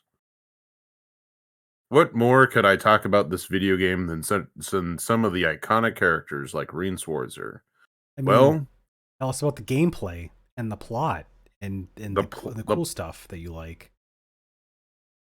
Cloud, have you ever experienced the American Civil War? Boy, howdy. I was right there on the front lines, and yeah.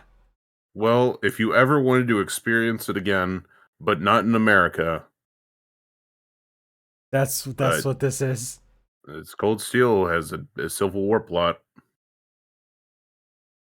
That's yeah. It's Okay. that's That's the interesting. country of Erebonia is split between the noble faction and the reformists that don't care for nobles or something. I don't know.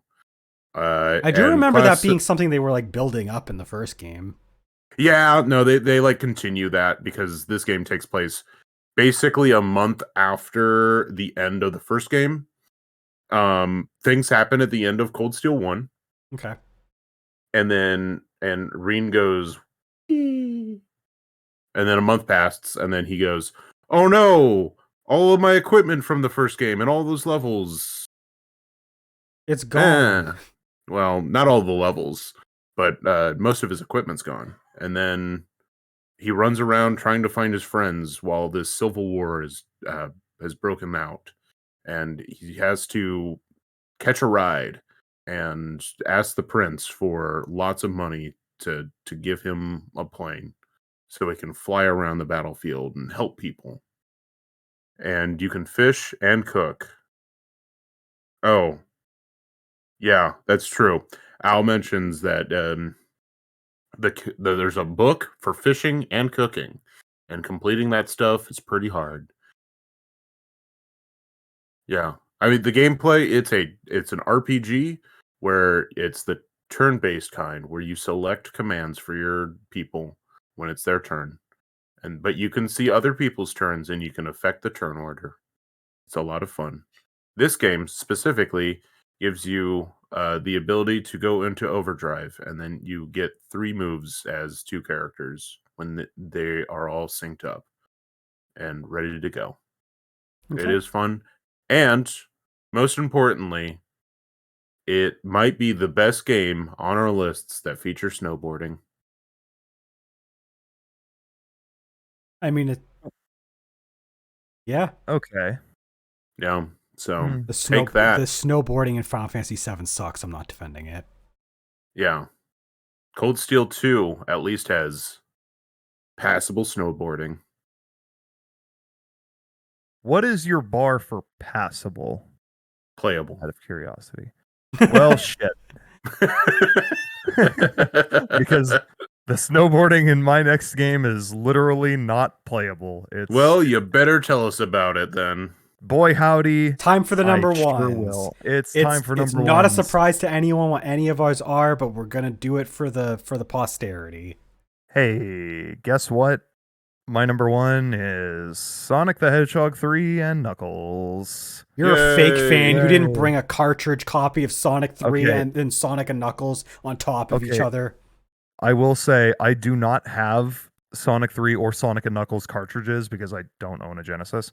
I do own the Sonic Classic Collection for the Nintendo DS, which is the last official release of any of the classic Sonic games to have Sonic 3 and Knuckles, like as a playable combined experience with all of the original music intact.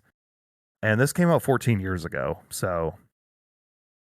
But anyway, you can see I'm a truer fan because I own cartridge copies of the Genesis for both Sonic 3 and Sonic and Knuckles. do you really? I'll go get them. You talk about your silly 2 games that you have in a number 1 spot. All right, yeah, whatever. I don't care. It's 2 games. It's they consider it one game now. It's one game in Sonic Origins. You're fine, Jack. Is it? It's It's 2 games. in because Sonic it's 2 in Sonic cartridges. Origins. You don't get the option to split it. It is one game. Well, there you go. There you fucking go. That is the experience. That they intended. Shut the fuck up, Landon. Yeah, I mean, yeah, whatever. It's 2 games. Who cares? Sonic 3 and Sonic and Knuckles. Put them together. You have what is my favorite video game experience ever. You have the classic levels from Sonic 3. You got Angel Island. You got Hydro City. You got Mushroom Hill. You got fucking Carnival Night. We can skip Carnival Night. You got fucking Ice Cap with the snowboarding section that is not playable, but it's there. You do snowboard. It's there. It's like the first minute of Act 1, and you just don't control it, but it looks cool. You got Launch Base, and then Sonic 3 and Knuckles, Mushroom Hill. What did I say? I already said Mushroom Hill. Marble Garden is what I meant to say before, not Mushroom Hill. Excuse Flying me. Battery. Flying Battery. Sandopolis, Lava Sandopolis, Lava Reef, Sky fucking Sanctuary. What a classic. Death What Egg. a classic game. Death Egg. You can play as Sonic by himself or Sonic and Tails. You can play as Tails. You can play as Knuckles. And Knuckles, when you play as him, it is like a completely different, like the entire game is reworked to fit Knuckles' gameplay style. And it's really cool. And it's like and it takes place after Sonic 3. Like the playing as Knuckles in Sonic 3 and Knuckles is like its own story that takes place after the events of Sonic 3 and Knuckles, which is cool. Gameplay classic Sonic gameplay. Really fun. Level design is phenomenal. Levels are really fun to either speed through or you can explore. There's a lot of different multiple paths that you can take. The music in every fucking level in this game is incredible. Again, except Carnival Night gets kind of grating after a while, but still, I think it's a phenomenal game. Combination of two games to create one game. But yeah, it's my favorite game. Are you ready, Jack? Yeah. There it is. Oh, you ruined it. For the listeners, Landon just threw a freaking copy of Sonic 3D Blast on top of Sonic and Knuckles. There it is. Sonic 3 and Sonic That's Knuckles. That's fucking cursed. That is cursed. There we go. Yeah. My number one is a 2. It's Dark Brandon 2. Oh, my favorite. My favorite PlayStation 2 Family of Systems classic. The sequel to Joe Biden. It's Dark Brandon 2. But anyway, yeah, Dark Cloud 2 is my favorite video game. You can do like all the things in this game. You can rebuild destroyed settlements. You can dungeon crawl a bunch. You can fish. You can raise those fish to race against other fish. You can take pictures and invent things. You can pilot a robot. You can transform into a monster. You can... Did I mention you can fish? You can golf. This game has a lot of weird shit in it. But it's a great game. It's a very relaxed pace for the most part, even though the combat's like action oriented. It's a lot more involved with like kind of moving around and dodging enemy attacks, blocking and timing your dropping guard to attack properly. There's a lot of just kind of like it's kind of a little bit of like strategy to it. There's a weapon system where you can like, you don't actually really get stronger. You build up weapons to get stronger. And those can like branch out. Just a lot of weird moving parts that are all just really good. And if you get tired of like doing, the spelunking in dungeons and progressing the story, you can go fish and catch fish, and you can collect medals. Collecting medals is a lot of work. Like, Landon, you know how you were talking about like Legend of Heroes Trails of Cold Steel 2 and like filling out all that stuff can be like a lot of work? No, I I don't remember that. Okay, well, Okay, now I remember that. Okay, thanks. So yeah, it's kind of like that.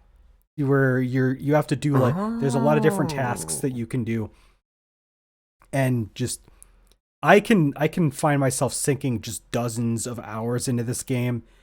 Just everything about this game is great. The reviews at the time said that this was like the PS2 Zelda, and it really does kind of feel like it sometimes. Not 100%, but kind of. It's so packed with content. The story is really great. The characters are great. The voiceover performance is also really good. Just like, I don't know, man. Like over time, this game has aged better and better, and that's kind of why it took the top spot for me from Final Fantasy VII, because it did age very well.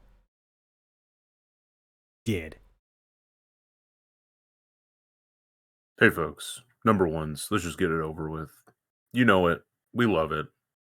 It's the game of all time. It's Captain Toad Treasure Tracker. Thank you and good night. Yeah. All right. Bye, folks. Yeah, that game that was in my honorable mentions makes number one slot. It's coming back around again. It's so good. Not only is it number one, it's for the people of the sun. It's for the people of the sun. Oh, now you guys are taking rhymes. Anyway, what? Paper Mario for the Nintendo 64 family system of video game franchise consoles. Bless you. Gesundheit. Is such a good game. I love it. It has that character in it that everyone loves. It's what? And yeah. And it has Mario in it. And most importantly, it's not the 1,000-Year Door. Most importantly, it is the game that I remember finishing in my childhood. Nostalgia That's is a hell of a drug. Yeah, man. I love it. Gotta love it. Anyway, did you guys do anything, or do we just want to talk about like other games that we might have thought about might be on the list? Yeah, just real quick, if there's like a game or a couple of games that you haven't really been able to play through to have a good chance to like say whether or not they should be on the list or not, are there any games that you are thinking about? Tears of the Kingdom is a strong contender. I mean, like, obviously I wouldn't have included it regardless because You didn't even I put had Breath of the Wild. Yeah, I had the Wind Waker, and I limit it to one per franchise. But I think, like, with more time and experience in the game, that Tears of the Kingdom could overtake Breath of the Wild on my favorite Zelda's list, which would put it like pretty close to like my top of all time. The Great Ace Attorney Chronicles, which is not a similar example. I have beaten those games, of course. Go watch the Great Ace Attorney VODs. But like I feel like with time, those could like climb in the ranks and become like some of my favorite. Like I could see them getting like up to top 20 at some point. You need I to would do a I would want to replay. replay them. Yeah. I would want to replay them and like re-experience the games again to see like how I still feel about them after like the initial like cuz we played the first two games like when they were pretty fresh. So I'll go back to them one day and decide. That's about all I got though. Okay.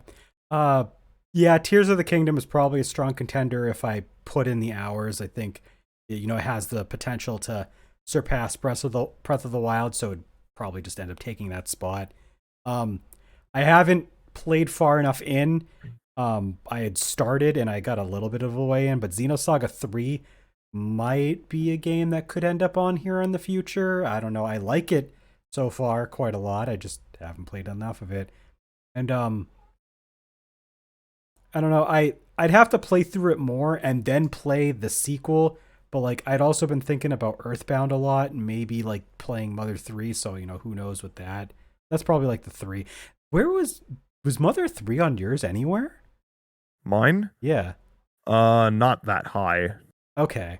It was in my top 100, but it didn't quite rank that high enough. I was gonna say I'm kind of I was kind of surprised. Like I started thinking about it, and I was there's a lot of fucking video games here. There's a lot of competition. Come on, Jack, give us Mother 3. One day, I will stream that one day. Yeah, those are like the 3 I'm thinking about, particularly the first 2 I mentioned. The stuff that came to mind was possibly a Professor Layton game. Just because I haven't played all of the series yet. I played the first 2 games that are really fun, and then I played Phoenix Wright versus Ace Attorney. Phoenix Wright versus Ace Attorney. Professor Layton versus Phoenix Wright, Ace Attorney. And those are good, but I haven't played the rest of like the Professor Layton game specifically. And I hear the third one is fantastic. It's pretty fucking swaggy. I'm also working through like the older Dragon Quest games, and I haven't played a lot of those all the way to completion. So we'll see. Maybe one of those will take over the Dragon Quest 11 slot at some point. And then what was the third thing that came to mind? Possibly a different Legend of Heroes Trails game, just because there's so many of those, and there's a couple in the backlog that I haven't played. I'm playing Azure still right now, and I still have Trails in the Sky the Third, and then Reverie, and then Trails Through Daybreak is coming out in the US later this year, and Daybreak 2 is on the horizon. They're working on another game, so possibly one of those could take over Cold Steel 2 at some point, but who knows? Yeah. Okay. Do we want to do a quick catch up to talk about what we've been up to the past couple of weeks? We have gone on this podcast quite a long time. I honestly don't have anything to Yeah. talk about. I don't really have a myself. whole lot either. Like, I uploaded a new video on my solo channel over on Azure Flute. So that's cool. Other than that, I've been up to the same stuff. I fixed my PSP. That's the only other thing I have that's worth noting. I just remembered a game that's actually on my radar. I have not put anywhere near enough time into it. I'm still working on it. Dragon Ball Z Dokkan Battle.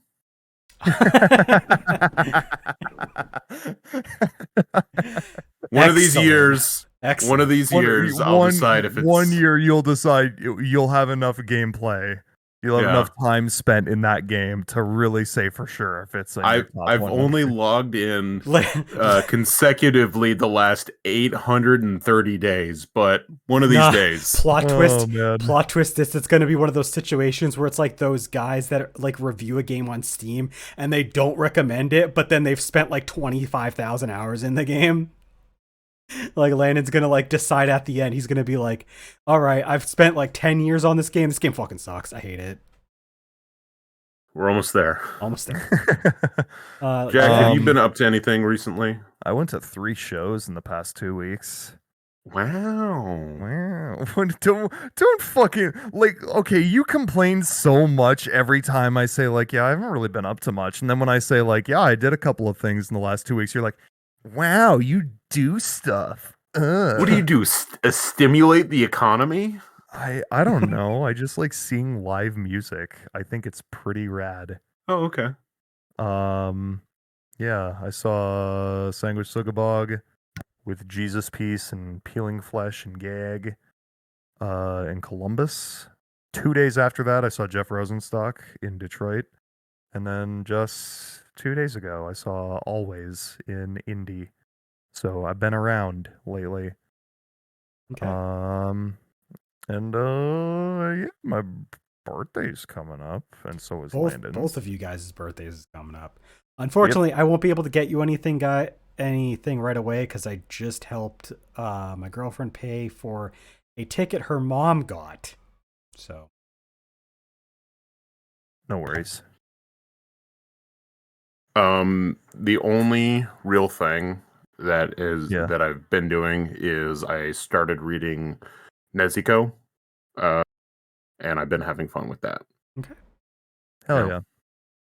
Al wants to know if there's going to be a birthday stream for you guys. We are going to be playing. We are Apollo playing Justice. Yeah. I don't think we're doing anything too special this week. Apollo Justice is always special. Give it some credit. True.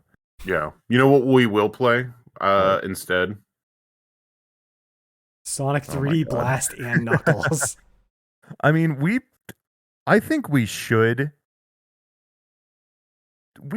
do a birthday stream, but it probably won't be this week. It might be next week.